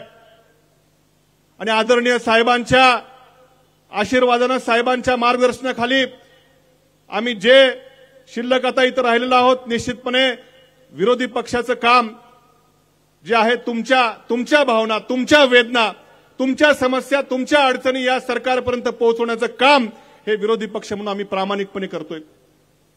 आमच्यावरही भरपूर दबाव आहेत, पण आम्ही बघतो की 84 वर्षाचा आपला तरुण या दबावाला जर बळी पडत नाही तर आपण त्या ठिकाणी काय चीज आहे. बऱ्याच नोटिसी आम्हा सर्वाला येत राहतात, पण तरी देखील या ऊर्जा स्रोताकडे बघून एक लढायची त्या ठिकाणी शक्ती मिळते. आणि शक्ती तुमचे प्रश्न, तुमच्या समस्या त्या सभागृहामध्ये मांडणं असेल, रस्त्यावरती मांडणं असेल, सरकारपुढे मांडणं असेल, ते काम त्या ठिकाणी आमचं विरोधी पक्षाचं आहे. परंतु मित्रांनो, या देशामध्ये आज विरोधी पक्ष कुठेतरी संपवण्याचं षडयंत्र चालू आहे. काही करून तुमचा आवाज दाबायचं षडयंत्र चालू आहे. मग ते ईडी असेल, सीबीआय असेल, काही असेल, या सगळ्या माध्यमातून, सरकारी यंत्रणांच्या माध्यमातून आपण खुलेआम त्या ठिकाणी बघतोय. परवा तर त्या उमेदवाराचा एक गुजरातमधल्या बिनविरोध हिथं मार्केटिंग आपली कुठली ती इलेक्शन असतं ते नाही ते प्रशांत गायकवाडांचं होतं, ते मजूर संस्थांच्या फेडरेशनचं. तिथं असं झालं, त्या नगर तालुक्यामध्ये आपला अर्ज अनुमोदकांना बोलवलं दमदाटीने आणि सांगितलं की बाबा आमच्या सह्या नाहीत, आणि ते आपल्या एका उमेदवाराचा अर्ज बाद झाला. मी म्हटलं समजू शकतो, बा छोटी निवडणूक आहे, सहकारातली निवडणूक आहे, कधी कधी होऊ शकतं एआर कडनं वगैरे काय, की अनुमोदकांनी सांगितलं की आमच्या सह्या नाहीत, म्हणून ते मजूर संस्थेच्या इलेक्शनमध्ये एक उमेदवार बिनविरोध झाला. हे छोट्या निवडणुकीतही तसं व्हायला नाही पाहिजे, पण झालं त्यांच्या राज्यात. पण चक्क लोकसभेच्या निवडणुकीमध्ये देखील गुजरातमध्ये सुरतच्या तिथं एका उमेदवाराचा अर्ज त्या ठिकाणी असाच अनुमोदक आले, सगळे काँग्रेसच्या उमेदवाराचे, म्हटले हे आमचे सह्या नाहीत. सगळे बाकीचे अपक्ष, मायावतींचा उमेदवार तो 24 तास नव्हता म्हणे, गायब होता. आले, सगळ्यांनी अर्ज काढले आणि त्यांचा एक उमेदवार त्या ठिकाणी बिनविरोध झाला. अरे जे मजूर या छोट्या छोट्या इलेक्शन मध्ये आतापर्यंत बघायचो, ती गोष्ट आता लोकसभेच्या निवडणुकीमध्ये व्हायला आली. काय देशाची परिस्थिती आहे हे समजून घ्या. आपली वाटचाल खरं कुठं चालली आहे. कालच्या त्या सभेमध्ये खरं विशेषतः नगर शहरामधल्या लोकांनी मागच्या पंचवार्षिकला यांना निवडून देताना या नगर शहरातली काहीतरी गुंडगिरीला आपला कोणीतरी खंबीर कोणीतरी साथी मिळेल, खंबीर कोणीतरी काहीतरी नेतृत्व करणारा मिळेल म्हणून 5 वर्षापूर्वी तुम्हाला शहरातली, नगर तालुक्यातली गुंडगिरी त्या ठिकाणी संपवण्याकरता मतदान केलं. पण काय चित्र आहे. अरे तुम्हीच त्यांच्या पायाशी लोटांगण घालायला लागलात. तुम्हीच त्यांचे त्या ठिकाणी पाय धरायला लागलात स्टेजवरती नको नको त्या लोकांचे. आणि कालच्या त्यांच्या अर्ज भरण्याच्या मिरवणुकीमध्ये ज्या लोकांवरती नाही ते आरोप आहेत, ज्या लोकांवरती गुन्हे सिद्धही काही लोकांवरती झालेले आहेत, काही तडीपार आहेत, अशा लोकांचे फोटो घेऊन जर तुमचे अर्ज त्या ठिकाणी भरणार असाल तर भविष्यामध्ये मतदार तुमच्याकडनं काय अपेक्षा ठेवणार आहेत. अरे ज्यांच्या विरुद्ध लढायला म्हणून तुम्हाला त्या ठिकाणी ताकद दिली होती, आज तुम्ही त्यांचेच जर का मांडलिकत्व पत्करणार असाल तर नेमकं काय तुमच्याकडनं, काय तुमच्या शिक्षणाचा, काय तुमच्या संपत्तीचा, काय तुमच्या मोठेपणाचा उपयोग आहे. आणि म्हणून या ठिकाणी माझं आपल्याला आव्हान आहे. आज देशातल्या शेतकऱ्याची सगळी परिस्थिती बघता आणि विरोधी लोकशाही कुठेतरी टिकवायची असेल, आपला उमेदवार त्या ठिकाणी मला वाटतं एक 5 मिनिटांमध्ये, किती वेळ, 5 मिनिटांमध्ये या ठिकाणी पोहोचतायत. अत्यंत संवेदनशील, आपल्या सर्वांच्या, सर्वसामान्यातला माणूस. 2 उमेदवाराची आपण तुलना करावी. ते जे मगाशी बोलले साहेबांनी त्याच्यावरती स्पष्टीकरण दिले, कुठल्या भाषेत, इंग्लिश भाषेत, तिकडे काय लोकसेवेमध्ये असतं विषय. पण आपल्या लोकप्रतिनिधीचं काम काय, तुमच्या आमच्यामध्ये सर्वसामान्यामध्ये जाणं, सर्वसामान्यांचे अडीअडचणी प्रश्न तुमच्या आमच्यात जर लोकप्रतिनिधी गेलाच नाही तर त्याला काय तुमच्या भावना कळणार. आणि म्हणून खासदार असेल, आमदार असेल, हा तुमच्यामध्ये जाणारा, तुमच्या भावना जाणणारा, तुमचं दुःख जाणणारा, तुमची वेदना ही आपली स्वतःची वेदना आहे अशा भावनेनं काम करणारा आणि ह्या सगळ्या भावना लक्षात घेऊन त्यानंतर तिथं लोकसभेमध्ये मांडणारा खासदार त्या ठिकाणी पाहिजे. पण ते इंग्लिशमध्ये मांडू, मराठीमध्ये मांडू, काय त्याला काही हे नाही. तो कुठल्या भावनेनं मांडतोय, कुठल्या तळमळीनं मांडतोय ते महत्वाचं आहे. पण जर इथं जर मात्र तुमचे खासदार जर तुमच्यामध्ये येतच नसतील, अरे आम्ही आता प्रचारामध्ये कित्येक गावामध्ये गेलो, कित्येक गावामध्ये लोक सांगायचे आमच्याकडे आलेच नाहीत, आले कित्येक गावात. म्हटलं नेमके होते कुठं 5 वर्ष. कित्येक गावामध्ये सांगायचे आमच्याकडे आले, साधे कुणाच्या दुःखात नाही आले, कुठं नाही आले, काहीच नाही आले. तुम्ही जर जनतेमध्येच नसाल तर तुमच्या त्या इंग्लिशमध्ये बोलणाऱ्या भाषणाचा आम्हाला उपयोगच काय. तुम्हाला जर आमचे प्रश्नच माहीत नसतील, तुम्ही जर आमच्यामध्ये नसालच, तुम्ही जर आमच्या वेदना जाणून घ्यायला आमच्यामध्ये येणारच नसाल, फक्त तुम्ही जे काही लाडकी बाळं पाळले त्यांना कडेवर घेऊन फिरता, त्याच्यामध्ये त्या ठिकाणी तुम्हाला वाटलं की त्यांना त्याच्यामध्ये त्या ठिकाणी बाळाला गोंजारलं म्हणजे लगेच सगळं काय होतं असं नाही. बाळ इतकं गोंजारून लाडावलं एवढं आता काय, बाळाची हौस होईल 6 महिन्यांनी.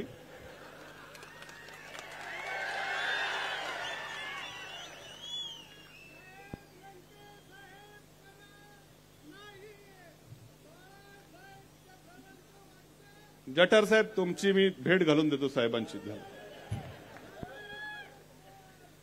आणि म्हणून ज्यांना तुमच्या भावना जाणून घेता आल्या नाहीत 5 वर्षामध्ये, जे तुमच्या अडीअडचणी जाणून घ्यायला कधी आले नाहीत, जे फक्त काही ठराविक लाडक्या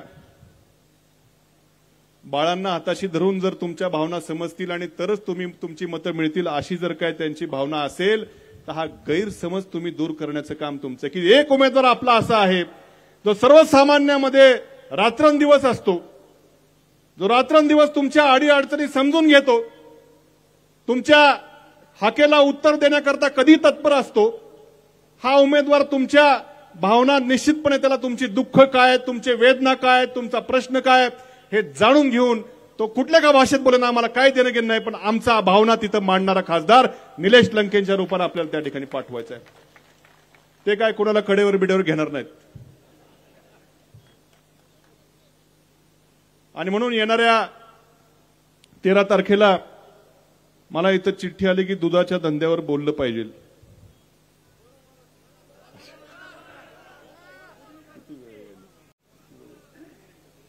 खरं मागच्या वर्षी किती भाव होते? 38 रुपयापर्यंत जवळपास भाव होते. 38 रुपयापर्यंत 1 वर्षापूर्वी. आजच सकाळी मला एक डेअरीवाल्याचा फोन होता, मला तर आठवत नाही कोणाच तरी होता.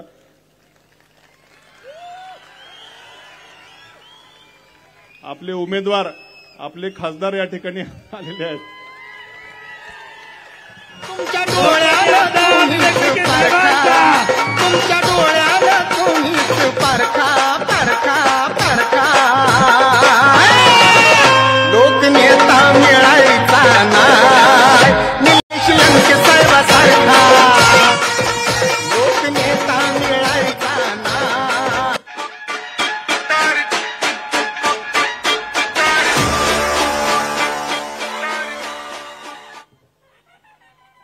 आणि म्हणून अधिक आता आपला वेळ मी या ठिकाणी घेणार नाही. आपल्या सर्वांना पुन्हा एकदा बोलणार, अजून दोघं जण. 38 रुपयाचा भाव वर्षभरापूर्वी होता. मला सकाळीच एका डेअरीवाल्यांचा फोन आला, म्हणे आमचं पंधरवडा पेमेंट 12 लाख वगैरे काहीतरी व्हायचं, तर 7-8 लाखच होते. म्हणजे 4-5 लाख रुपये पंधरवड्याचं पेमेंट का दिवसाचं का असं काहीतरी बोललं. जिथं 12 लाख व्हायचं ते 7-8 लाखावर 7 लाखावर जवळपास निम्म्यानी, म्हणजे 10-15 रुपयाचा त्या ठिकाणी लॉस दुधाच्या शेतकऱ्यांना झालेला आहे. मित्रांनो, महाविकास आघाडीचं आपल्या शेतकऱ्यांच्या विचाराचं सरकार राज्यामध्ये असताना देखील एकदा अशी परिस्थिती आमच्या काळात देखील उद्भवली होती. आपल्या काळामध्ये त्यावेळेस महाविकास आघाडीच्या सरकारनं आदरणीय साहेबांच्या मार्गदर्शनाखाली तात्काळ शासकीय दूध खरेदी चालू केली आणि दुधाची पडझड त्या ठिकाणी भावाची रोखली. याला म्हणतात शेतकऱ्याचं सरकार. आणि आता मात्र कुठले ते 5 रुपयाचं अनुदान, अक्षरशः लोक, मला काल एक म्हणलं अनुदान नको, रात्र रात्र जागून ते फॉर्म भरायला लागला. शेवटी सोडून दिलं फॉर्म भरायला, पण नाही म्हटले ते अनुदान नाही झालं. अगदी ठराविक लोकांना त्या ठिकाणी अनुदान आलंय. ही वेदना आहे. बोलले का आपले खासदार याच्यावर कधी संसदेमध्ये किंवा रस्त्यावर कुठं? पण इथं मात्र सत्तेमध्ये असताना देखील रस्ता रोको केला. उद्या दिल्लीला गेल्यावर काय करतील गदारोळ तुमचं बघा आता. आणि म्हणून अधिक वेळ मी या ठिकाणी घेऊ इच्छित नाही. आदरणीय साहेब देखील बोलणार आहेत, आपले उमेदवार देखील त्या ठिकाणी, खासदार देखील बोलणार आहेत. मी आता त्यांना खासदार म्हणायला सुरू केलेलं आहे, कारण मी साहेब मतदारसंघात बघितलं प्रतिसाद एवढा आहे. इथं थोडेशी काही लोक उघड प्रतिक्रिया द्यायला बोलतात, पण माझ्याजवळ खासगीमध्ये समोरचेही मला बोलत असतात की काय टेन्शन नाही. आणि म्हणून येणाऱ्या 13 तारखेला तुतारी वाजवणारा माणूस असं चिन्ह आहे पूर्ण आपलं. तुतारी वाजवणारा माणूस या चिन्हासमोरचं बटन दाबाल आणि आदरणीय साहेबांच्या मार्गदर्शनाखाली निलेश लंके साहेब त्या ठिकाणी दिल्लीमध्ये आपल्यासाठी भांडण्याकरता, शेतकऱ्याचे प्रश्न संसदेमध्ये मांडण्याकरता जातील अशी या ठिकाणी त्यांना ग्वाही देतो आणि थांबतो. धन्यवाद. धन्यवाद तत्पुरे साहेब. आपल्या 37 अहमदनगर लोकसभा मतदारसंघाचे महाविकास आघाडीचे अधिकृत उमेदवार सन्माननीय श्री निलेशजी लंके साहेब उपस्थित झालेले आहेत. आपण त्यांचं जोरदार टाळ्यांच्या गजरात स्वागत पुन्हा एकदा करावं. मी आदरणीय तनपुरे साहेबांना विनंती करतो की आपल्या मतदारसंघाच्या वतीने आपले उमेदवार आणि सन्माननीय शरदचंद्रजी पवार साहेब या मान्यवरांचा आपण सत्कार करावा. नगर राहुरी पाथर्डी आणि आजच्या सभेसाठी उपस्थित सर्व जनसमुदायाच्या वतीने सगळ्यांनी दोन्ही हात वर करून जोरदार टाळ्यांचा गजर आपण करूया. महाविकास आघाडीच्या आणि यानंतर सन्माननीय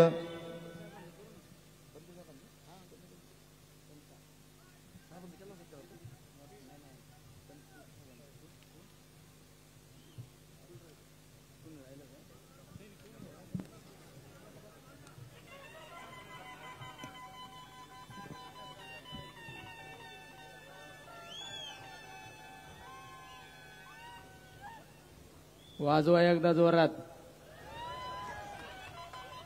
डायरेक्ट आवाज कुठे गेला पाहिजे. आज या ठिकाणी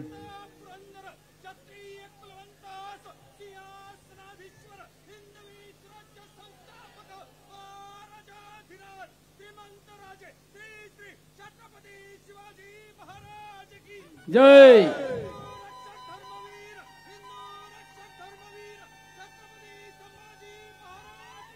जय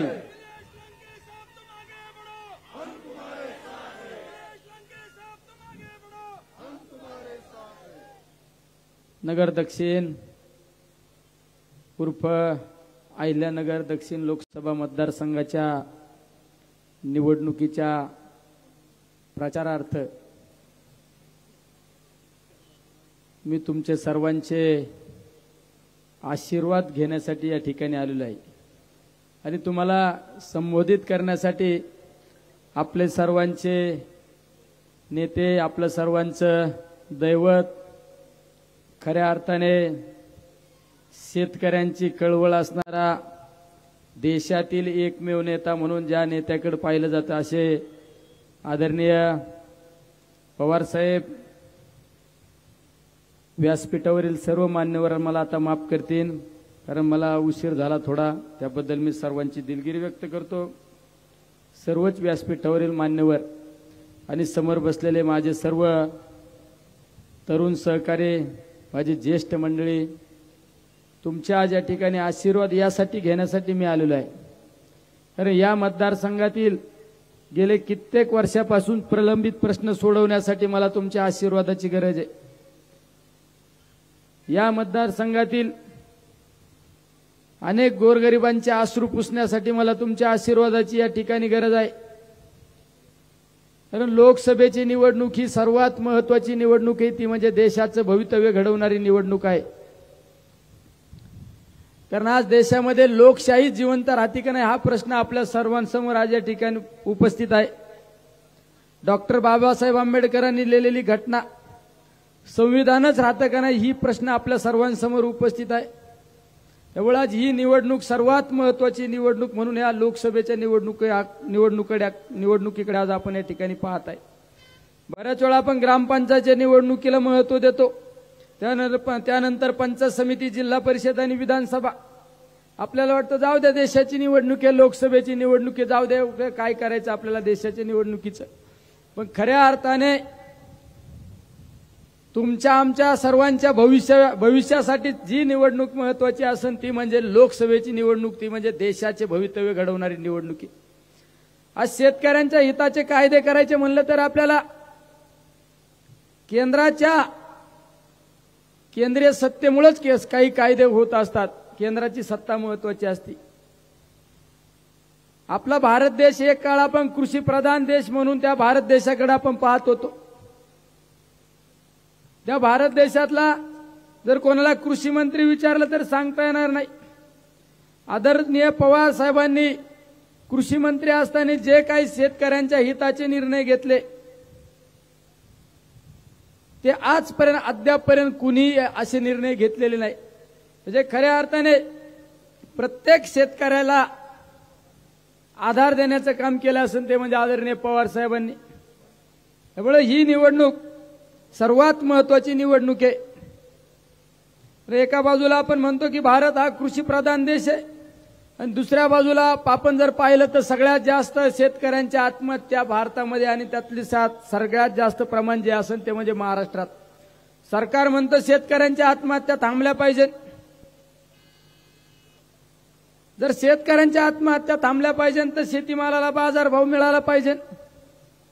पण शेतीमालाला बाजारभाव बघितलं तर कांद्याची काय परिस्थिती, सोयाबीनची काय परिस्थिती, कपाशीची काय परिस्थिती आणि शेतीला जोडधंदा म्हणून ज्या व्यवसायाकडे पाहतो आपण तो व्यवसाय म्हणजे दूध धंदा, दुधाची काय परिस्थिती. साधी आपण बिस्लरी बाटली घेतली तर 20 रुपयाला बिस्लरी बाटली मिळते आणि दुधाच्या बाजारभाव जर विचारलं तर 22-23 रुपये, हायेस्ट 24 रुपये रेट. आणि कधी कधी सांगितलं जातं की 5 रुपये अनुदान देऊ. अरे 5 रुपये सुद्धा अनुदान अद्यापपर्यंत दिलं नाही. अरे कसा शेतकरी सुखी होणार आहे. कांद्याची काय परिस्थिती, सोयाबीनची कपाशीची काय परिस्थिती आहे? आणि ज्यांना आपण 5 वर्षापूर्वी दिल्लीत पाठवलं आपलं सर्वांचं शेतकऱ्यांचं नेतृत्व करण्यासाठी, त्यांनी एक सुद्धा शेतकऱ्यांचा प्रश्न कधी उपस्थित केला नाही. पण त्यांना एक सवय दुसरी, खोटं बोल पण रिटून बोल. मधल्या काळात अमित शहांना भेटले काहीतरी स्वतःच्या कामासाठी आणि बाहेर येऊन सांगितलं की आम्ही निर्यात बंदी उठवण्यासाठी भेटलो.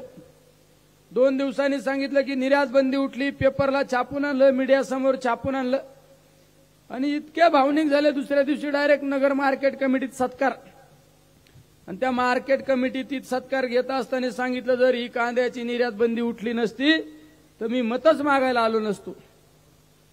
काही तास नाही गेले तर त्या संबंधित विभागाच्या सचिवांनी सांगितलं ही निर्यात बंदीच उठली नाही, ही खोटी बातमी.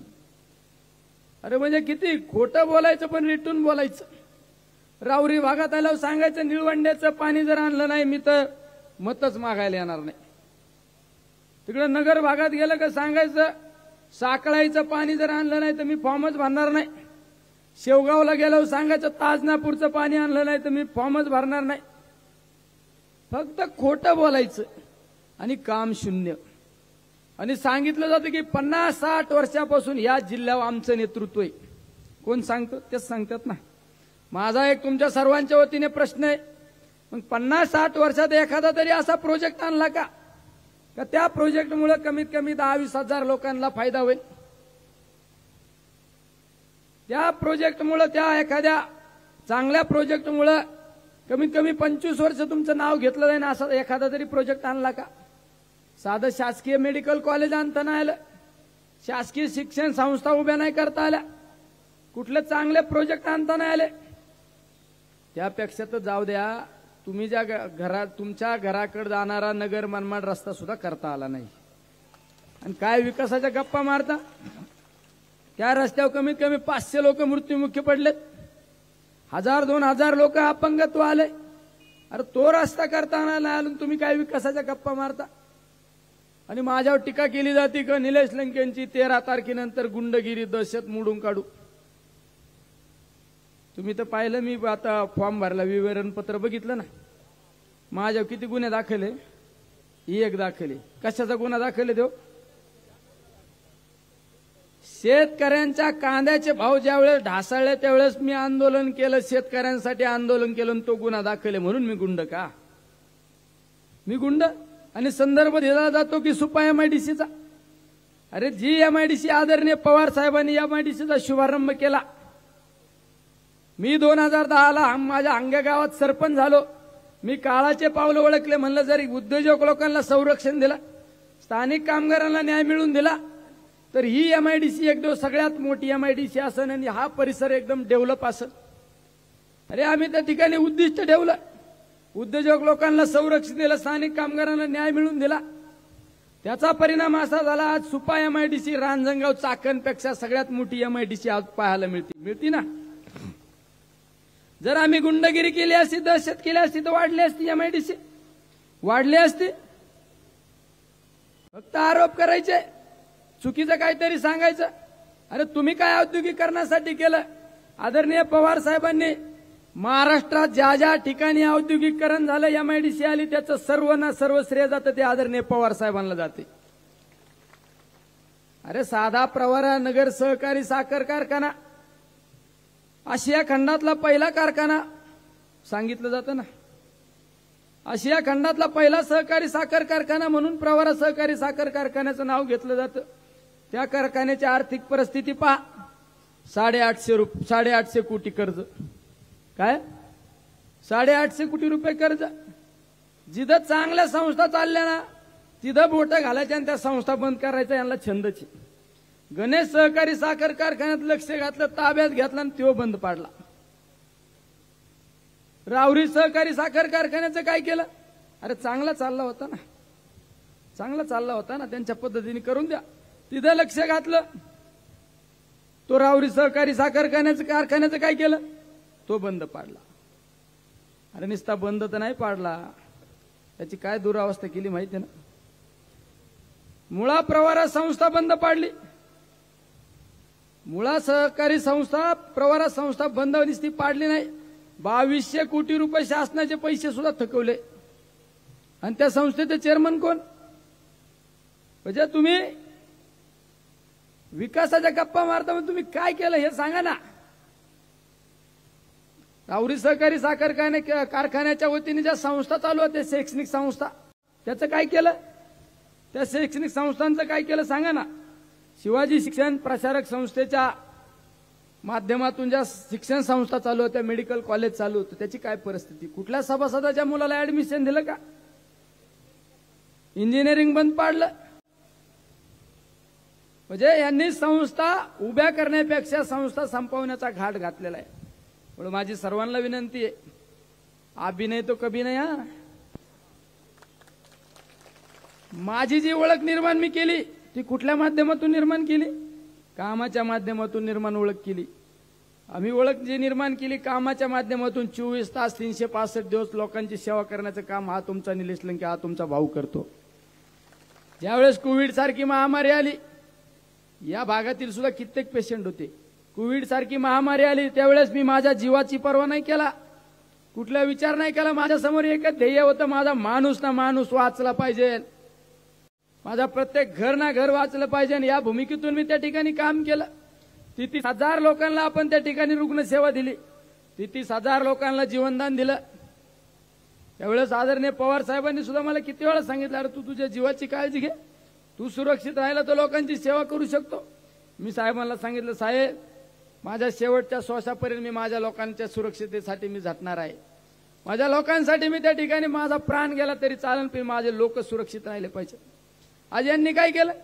400 लोकांना आताशी धरायचं म्हणलं, काय लावा कोविड सेंटरची चौकशी. अरे काय ते प्रतिष्ठानच्या वतीने कोविड सेंटर चाललं आणि त्याची काय चौकशी लावता?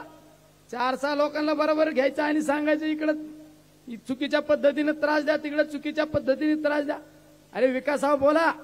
तुम्ही आज सांगताना 50-60 वर्षापासून आमच्या जिल्ह्यावर आम्ही नेतृत्व केलं, मग तुम्ही आज या निवडणुकीला सामोरं जात असताना तुम्ही विकासाच्या मुद्द्यावर निवडणुकीला सामोरं जाणं अपेक्षित होतं.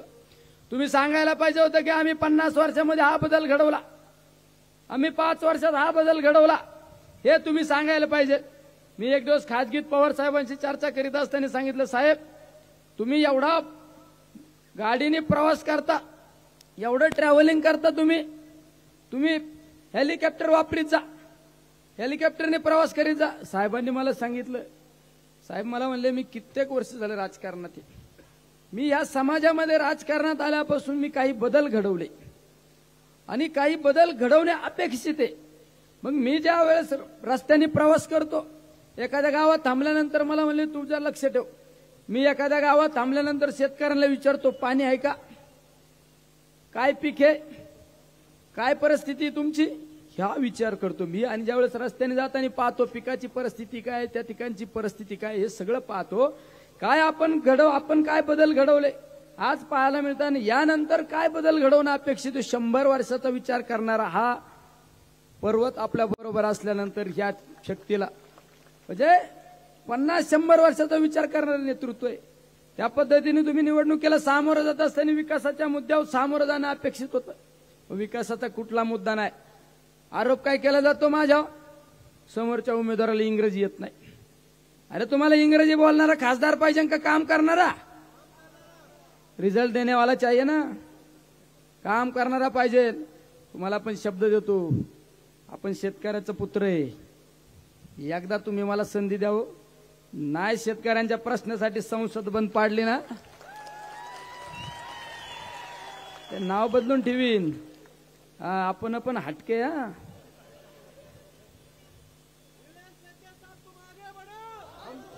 आणि निलेश लंकेचं वाक्य आहे, निलेश लंके जे बोलतो तेच करतो आणि जे करतो तेच बोलतो. दुसऱ्याच्या झेंड्यावर पंढरपूर करण्याची सवय नाही आपली.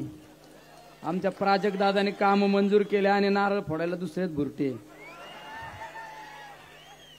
अरे हे प्राजक्त दादा बिचाऱ्याने एवढं अवघड खातं ते MSCBचं ऊर्जा खातं. मीच म्हणलं दादा काय ऊर्जा खात्यात घेतलं, दुसरं घ्यायचं ना. दादा म्हणले नाही अवघड खातं आहे ना ते बघ कसं सोयीचं करतो. आणि सगळ्यात जास्त शेतकऱ्यांच्या बांधावर ट्रान्सफॉर्मर दिले असते ना ते प्राजक्त दादाने दिले असते. सगळ्यात जास्त सबस्टेशन राज्यात कोणी दिले असते ना आतापर्यंत इतिहासात ते प्राजक्त दादाने दिले असते. बरोबर आहे ना कानडे साहेब? मी तर इतका फायदा घेतला या माणसाचा ना. लय फायदा घेतला मी. हे आता पाहिजे होतं रे, घराघरातच डीपी लावून टाकली असती. काळजी नका करू, पुढलं सरकार महाविकास आघाडीच आहे. काम करणारे माणसं पाहिजे ना. मी जसं सांगतो ना छाती टोकून, प्राजक्तदादा जसं सांगतात हे केलं ते केलं, त्या मुद्द्यावर तुम्ही निवडणुकीला सामोरं गेलं पाहिजे. तुमचा कुठलाही मुद्दा नाही. तुम्ही वेगवेगळ्या व्यक्तिगत टिप्पा टिप्पणी करण्यावर निवडणूकला लक्ष घालण्यापेक्षा विकासाच्या मुद्द्यावर निवडणुकीला सामोरं गेलं पाहिजे. आरोप प्रत्यारोप करण्यापेक्षा समाजासाठी काय केलं हे सगळ्यात महत्वाचं असतं. त्यामुळे सगळ्यांना या ठिकाणी सांगू इच्छितो, एकदा विश्वास ठेवा रे, एकदा विश्वास ठेवा. हात वर करून सांगा मला. याला तुम्हाला अभिमान वाटणं असं काम करून दाखवी ना. तुमची कॉलर टाईट होईल ज्यावेळेस महाराष्ट्रात फिरताना, राज्य देशात फिरताना लोकांनी ज्यावेळेस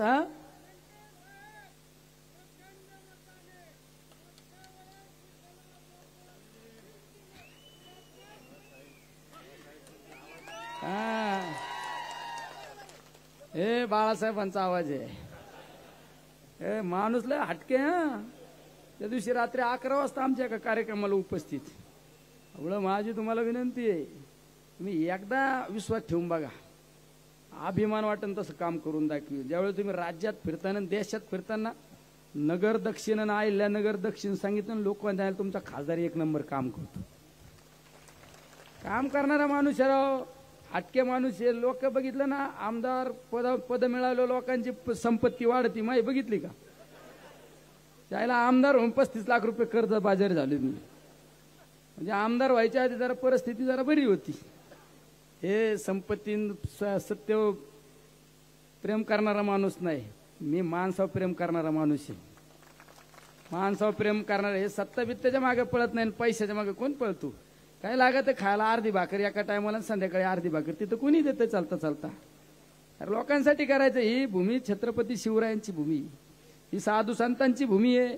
ज्या साधू संतांनी समाजासाठी गाडून घेतलं त्यांची जयंती पुण्यतिथी साजरी केली जाते.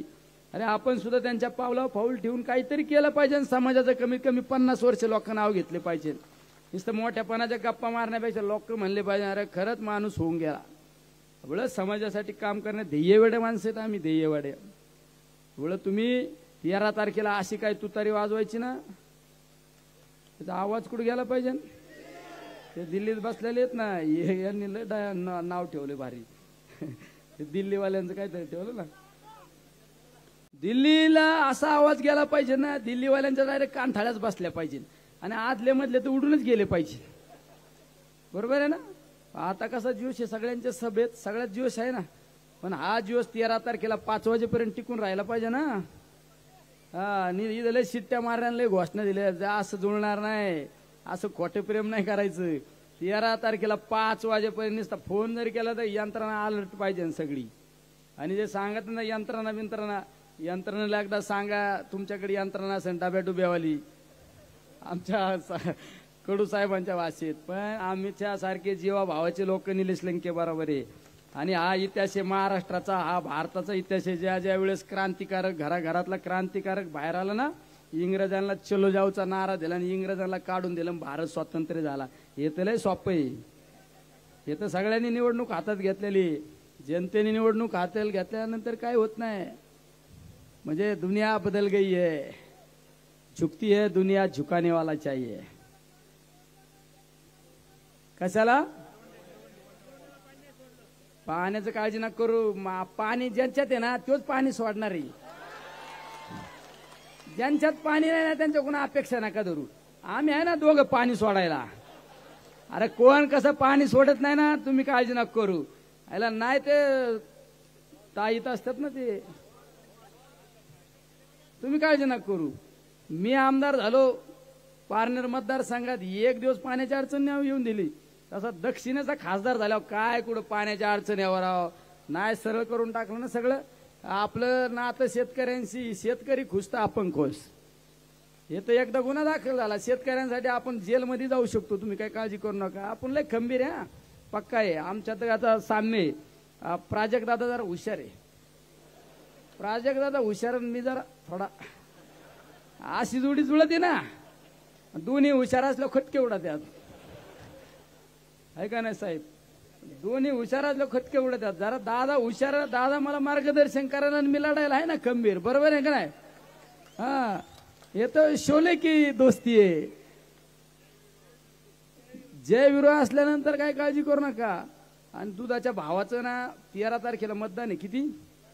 13 तारखेला माझ्या हात गुतलेले दगडाखाली. आता वाट पाहुणे मी कुठं काय चूक करतो, मला तर 13 तारखेपर्यंत जेलमध्ये टाकून देते. लय गैरवापर चालू आहे सत्तेचा बरं का. तुम्ही सुद्धा जपून राहा.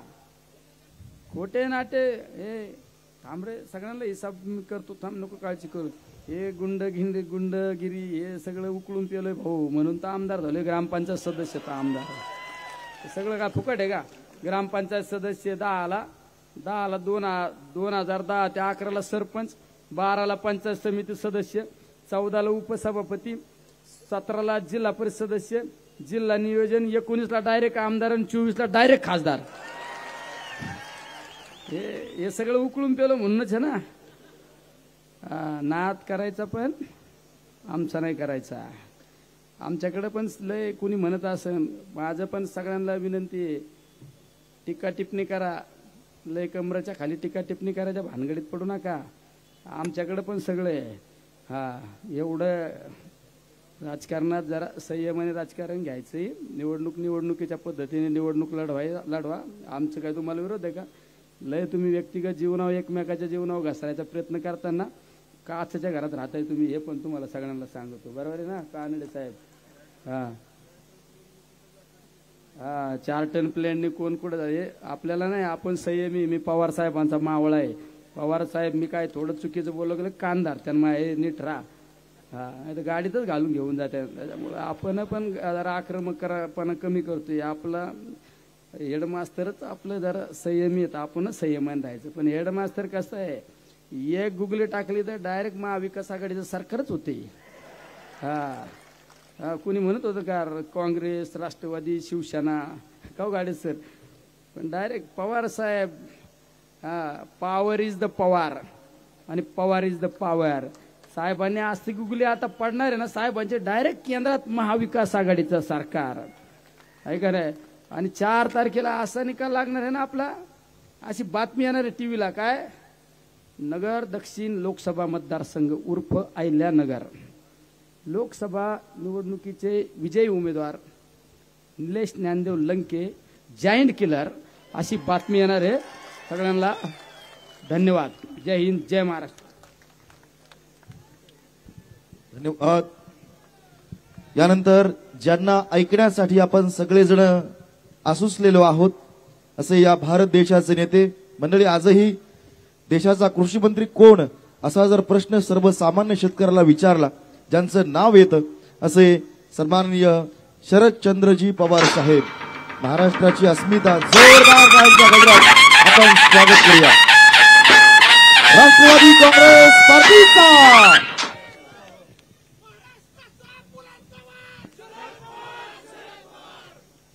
सगळ्यांचे उमेदवार याचं भाषण आपण आत्ताच ऐकलं ते श्रोते सांगते.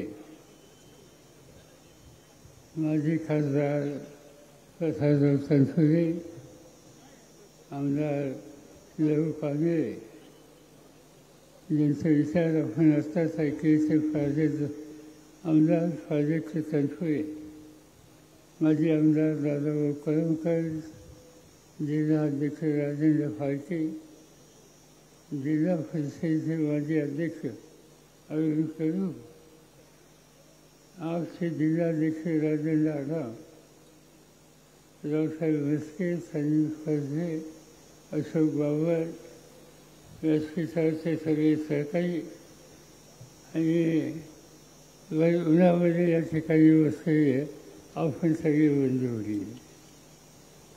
निवडणूक आली येत असे फार आहे. यावेळीची निवडणूक नेहमीच्या निवडणुकीपेक्षा वेगळी आहे आणि विशेषतः या मतदारसंघामध्ये आणखी वेगळी आहे. एक वेळ देशाचा विचार ज्यावेळेला आम्ही करतो त्यावेळेला 10 वर्षे ज्यांच्या हातात देशाची सत्ता आहे त्यांनी काय भूमिका घेतली, काय सांगितली आणि काय केलं याचा हिशोब हा लागण्याच्या संबंधीची ही निवडणूक आहे.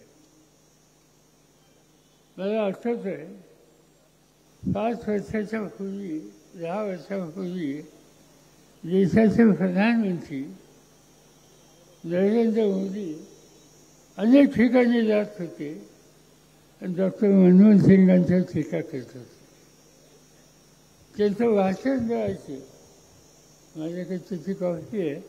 आता मी शोधत होतो, मिळालं नाही.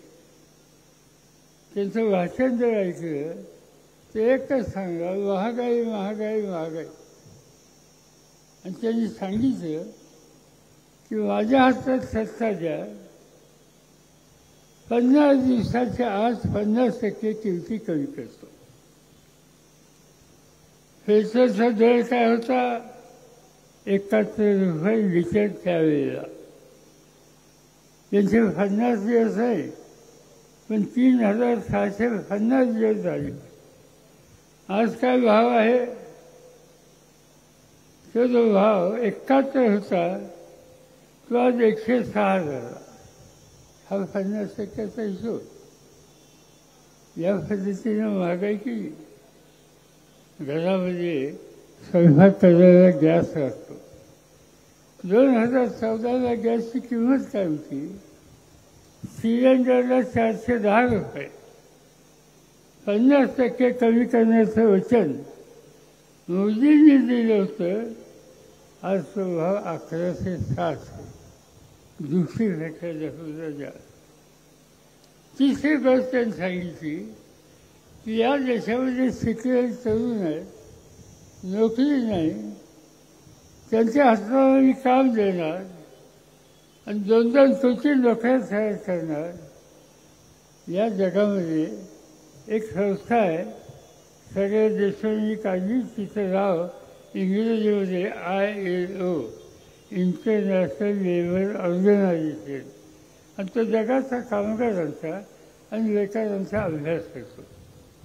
त्या संस्थेने अभ्यास केला आणि हिंदुस्थानचा अभ्यास त्यांनी मांडला जगाच्या समोर की या देशामध्ये 100 तरुण घेतले त्याचे 87 तरुण आज नोकरीला वंदळ घेत आहेत आणि दुःखी परिस्थितीत आहे. बेकारीचा प्रश्न नाही. काय या लोकांनी नक्की केलं ते सांगतात मोदींची गॅरंटी. ही यांची गॅरंटी टिकाऊ नाही आहे. त्यांच्या गॅरंटी आता चेक चालत नाही, तो वापस येतो. आणि म्हणून ज्यांच्या हातात देशाची सत्ता आहे त्या लोकांनी आज या देशाच्यासाठी खऱ्या अर्थाने काही केलं नाही.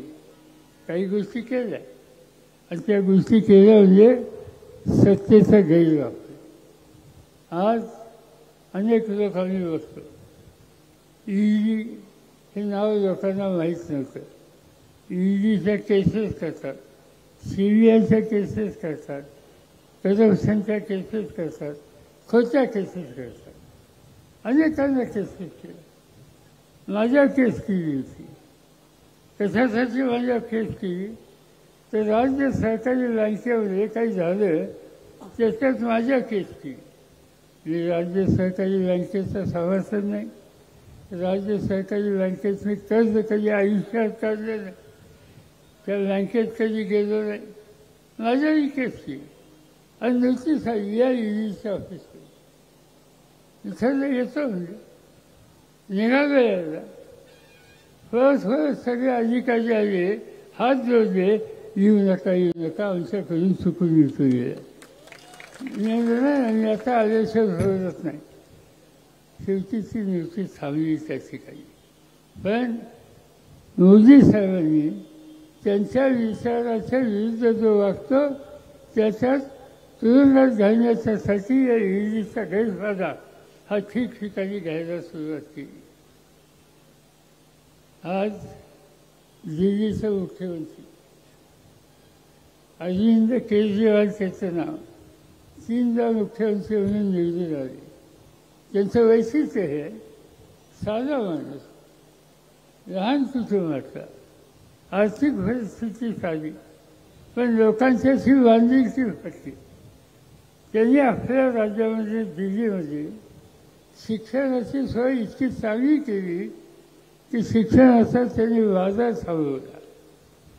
आरोग्याच्यासाठी कुणी आजारी पाहिलं की सवलती सोयी इतक्या चांगल्या दिल्या आणि त्यासाठी पैसे घ्यायचे नाहीत हे धोरण ठरवलं. घरगुती वीज कमी केली, घरातील पाण्याचे दर कमी केले आणि त्याचा परिणाम आज तिची दिल्लीची जनता त्याच्यावर खुश आहे. त्या अरविंद केजरीवालनी काही टीका केली केंद्र सरकारवर, आज त्यांना तुरुंगात टाकली. देशाच्या राजधानीचा मुख्यमंत्री आज तुरुंगात आहे. तीच गोष्ट झारखंडमध्ये.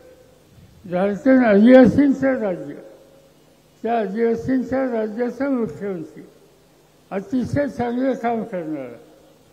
रांची ही त्यांची राजधानी, तिचा चेहरा बदलण्यासाठी यांनी कष्ट केले. केंद्राची मदत मागितली, केंद्राने मदत दिली नाही म्हणून मोदींच्या टीका केली. आज तो मुख्यमंत्री तुरुंगात आहे. मुख्यमंत्री 2 राज्याची तुरुंगात. पश्चिम बंगाल ममता बॅनर्जी त्या ठिकाणी आहे. चांगलं काम करणारी सामान्य कुटुंबातली वडील आहे. तिच्या मंत्रिमंडळाचे 3 लोकांना असेल, दिल्लीच्या मंत्रिमंडळाच्या 3 मंत्र्यांना असेल. म्हणजे सत्तेचा वापर लोकांचे संसार उभे करण्यासाठी न वापरता त्याचं जीवन उद्ध्वस्त कसं होईल त्यासाठी वापरण्यात ही भूमिका आज नरेंद्र मोदींनी केली. ही हुकुमशाहीच्या रस्त्याने आपण चाललेलं. आज लोकशाहीचं राज्य, संसदीय लोकशाही आपण स्वीकारलेली आहे. असं असताना त्या हुकुमशाहीच्या रस्त्याने जायचा प्रयत्न एखादा प्रधानमंत्री करत असेल तर भले आज त्यांच्या हातात सत्ता आहे, पण निवडणुका झाल्याच्या नंतर त्यांचं हे सत्तेचं सिंहासन आम्ही उद्ध्वस्त केल्याशिवाय राहणार नाही. आणि तो निकाल या ठिकाणी आपल्या सगळ्याला घ्यायचा आहे आणि त्यासाठी ही निवडणूक व्हायची. हे झालं देश पातळीचं. नगर जिल्ह्याचं काम वेगळंच असतं. इथे काही मंडळी आहेत अनेक वर्षाच्या पासून सांगतात 50 वर्षाची सेवा करतो. मला माहिती नाही किती वर्षाची सेवा करतात, पण ऐकतोय ते वेगळं ऐकायला हवे. काय असं महत्त्वाचं काम त्यांनी केलं. आम्ही अभिमानाने सांगतो की देशाचा फायदा सरकारी सरकारला अण्णासाहेब शिंदे, धर्मेंद्रराव गाडगे आणि पद्मश्री विखे पाटील यांनी काढला. आनंद आहे आम्हाला, अभिमान आहे आम्हाला. पण नंतरच्या पिढीने काय दिलेलं आहे. आज ते सांगतात अनेक गोष्टी, पण त्यांचं एखादं वागलं कसं. दुसरी पिढी, तिसरी पिढी आज आली. आज अनेक लोक मला सांगतात की सत्ता इतकी डोक्यात दिलेली आहे की वडिलांच्या माणसाला सुद्धा इज्जतीनं वागायचा स्वभाव नाही या लोकांना. ती का त्रिफळी करायची, कुणावरी करायची, अनेक गोष्टी करायच्या. त्या गोष्टी अशा करायच्या की त्याचा गैरफायदा कसा घेता येईल त्या पद्धतीने करायचा. एकेकाळी हा जिल्हा दुष्काळी जिल्हा म्हणून ओळखला जायचा. अजूनही आहे काही प्रमाणात. आणि म्हणून अनेक धरणं आपण लागतील. मला आठवतं आहे की आम्ही लोकांनी लक्ष घातलं, जिल्ह्याच्या नेत्यांनी लक्ष घातलं आणि निळवंज धरणाच्या संबंधीचा निर्णय त्या ठिकाणी घेतला. आणि हेतू हा होता विशेषतः राहुरी, संगमनेर, राहता, अकोले, सिन्नर या भागातल्या, जिल्हा भागातल्या, दुष्काळी भागातल्या शेतकऱ्यांची जमीन ही बागायत कशी करता येईल त्यासाठी हा प्रकल्प होता. आणि त्या काळात तुम्हाला लोकांना फारसं माहीत असेल कदाचित की ही योजना व्हावी म्हणून एक परिषद झाली. त्या परिषदेमध्ये दत्ता देशमुख होते, कोणते नेते होते या जिल्ह्याचे, पाण्याच्या उद्देश तज्ञ होते. आणि त्या कामगार दत्ता देशमुख यांनी या धरणाची बाजू मांडली. आज जे उमेदवार आहेत त्यांच्या वादवर्णाने त्या धरणाला विरोध केला. दत्ता देशमुखांनी सत्य सांगितलं की या ठिकाणी धरण होईल, कालवे होतील आणि शिवाला पाणी जाता येईल आणि त्याबद्दलचा निकाल त्या ठिकाणी घ्यायची भूमिका घेतली. ते निबंध काही कामं होऊ दे, अजून एक फुली नाही, पण एक निबंध इथं दुष्काळ हाताळायला उपयोग करत होतं तर त्याला आवड घाल, ते न होईल याची काळजी घे. कसलं राजकारण हे राजकारण ज्यांच्या हातात सत्ता आहे आणि जे आज पुन्हा लोकसभेला जायचा प्रयत्न करतात त्यांच्या कुटुंबाच्या लोकांनी केलं, हा या जिल्ह्याचा इतिहास आहे. अनेक गोष्टी सांगता येतील. मुळा वीज कंपनी देशाची पहिली वीज कंपनी एकेकाळी चांगली चालली होती, आज काय स्थिती आहे? बंद. हा कारखाना तनपुरे साहेबांनी, दादासाहेबांनी काढलेला राहुरी साखर कारखाना एकेकाळचा महाराष्ट्राचे जे उत्तम कारखाने होते त्याच्यात त्यांचं नाव होत होतं. त्या कारखान्याच्याबद्दलचं हे वैशिष्ट्य होतं. मला आठवत आहे की आम्ही तरुण होतो, युवक काँग्रेसमध्ये काम करत होतो, त्यावेळेला या कारखान्यावर सवन महाराष्ट्राचे नेते एकत्र झाले होते. या कारखान्यावर यशवंतराव चव्हाण आले होते, त्यावेळीचे मुख्यमंत्री वसंतराव नाईक आले होते, त्यावेळीचे सगळं मंत्रिमंडळ या ठिकाणी आलं होतं. आणि त्याचं कारण उत्तम सरकारी संस्था कशी चालवतात ही पाहायला असेल तर राहुलला गेलं पाहिजे. हा इतिहास आहे राहुलचा होता आणि तो कारखाना आज या लोकांनी त्याची काय वाचवली हे काही मी सांगू इच्छित नाही. याचा अर्थ एकच आहे, चांगल्या गोष्टी चालून द्यायच्या नाही आणि त्या सगळ्या गोष्टीचा परिणाम आज या ठिकाणी झाले. देशामध्ये आणि राज्यामध्ये ठिकठिकाणी मेडिकल कॉलेज काढायचे निर्णय घेतले, अनेकांनी घेतले. चांगली कॉलेजेस काढली, सरकारी कॉलेजेस काढली, देणगी प्रकार नाही. पण इथं ते होऊन गेलं नाही. त्यांनी आपलं खाजगी एक नाही 2 कारखाने काढले आणि त्या कारखान्या मेडिकल कॉलेज काढली आणि त्या कॉलेजमध्ये प्रवेश कसा होतो याची माहिती माझ्यापेक्षा कदाचित तुला सगळ्यांना असेल म्हणून मी त्याच्या खोलात जात नाही. पण या सगळ्या गोष्टी एकच सांगतात की सत्तेचा गैरवापर, दमदाटी, सामान्य माणसाला घाबरून सोडायचं. पण मी आता सांगू इच्छितो की आज या निवडणुकीमध्ये आपल्या सगळ्यांच्या वतीने उमेदवार असा दिला तर दिसायला फाटका आहे, 10/10च्या खोलीत राहतो. पण काय गडी आहे, निवडणूक होऊ द्या मग 10वी सदस्यांचं सुरू. आणि त्यामुळे त्या उमेदवाराच्यामुळं आज एक उत्तम प्रकारची व्यक्ती या ठिकाणी तुमच्यासमोर सादर केली आणि जी काही संकट आहेत ती संकटं दूर करण्याच्या उद्देशी ताकद या फाटक्या माणसाच्या उद्या आहे. आणि म्हणून उद्याच्याला कापूस उत्पादकांचा प्रश्न असेल, सोयाबीन उत्पादकांचा प्रश्न असेल, तूर आणि कांदा उत्पादकांचा प्रश्न असेल, बेरोजगारांचा प्रश्न असेल किंवा स्पर्धा परीक्षेमध्ये सहभागी झालेले मुलं मुली त्यांचं दुखणं असेल, या सगळ्या दुखण्याला उत्तर आज निलेश मोदी आहे. त्या निलेश मोदीच्या वारसात हे काम होऊ शकतं. आणि म्हणून सांगितलं जातं कोणत्या भाषेत बोलणार. मगाशीच मी सांगितलं तिच्या 18 भाषेत बोलता येतं, तिच्या 18 भाषेचे अनुवादक असतात, कानाला मशीन लावता येतं. मी मराठीत बोललो तर कर्नाटकाचा माणूस असो, तामिळनाडूचा माणूस असो, काश्मीरचा माणूस असो, त्याला त्याच्या भाषेत माझं भाषण हे सांगितलं जातं. आणि मंत्र्यांना, प्रधानमंत्र्यांना सुद्धा सांगितलं जातं. आणि त्यामुळं मी इंग्रजी बोलतो त्यामुळे मी फार छान झालो असं काही समजायचं काही कारण नाही. ते तुमचं इंग्रजी तुम्हाला लक्षात, आम्हाला इथं फाटका माणूस पण फाटक्या समाजाच्या हिताची जपणूक करणारा आणि मराठीमध्ये अगदी आमच्या गावरान मराठीमध्ये बोलणारा माणूस त्या ठिकाणी हवा आणि तो आज आम्ही या ठिकाणी निलेशच्या रूपानं तुम्हाला सगळ्यांना दिला. त्यांना मोठ्या मताने विजयी करा. त्यांची खून तुतारी वाजवणारा माणूस, त्यासाठी घोटाळा केला लक्षात ठेवा. हे लोक घोटाळे करायला फार हुशार आहेत. त्यांनी आणखी एक माणूस लीडचा उभा केला, त्याला नुसती तुतारी दिली. नुसती तुतारी, माणूस नाही, नुसती तुतारी.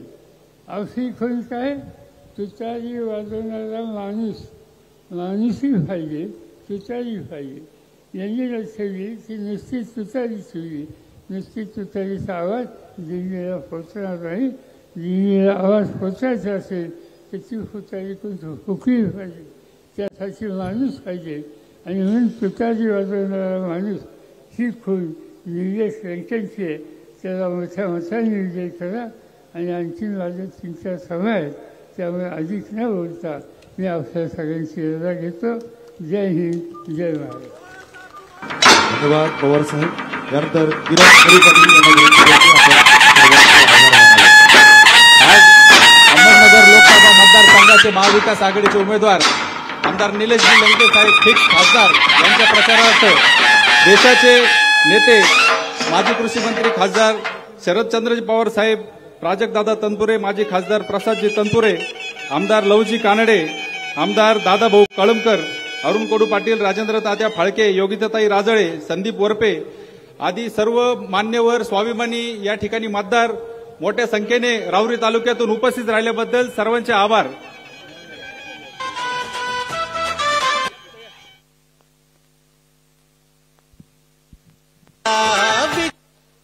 सर्वांनी आपापल्या गावी आपापल्या घरी जाताना सावकाश जा, काळजी घ्या.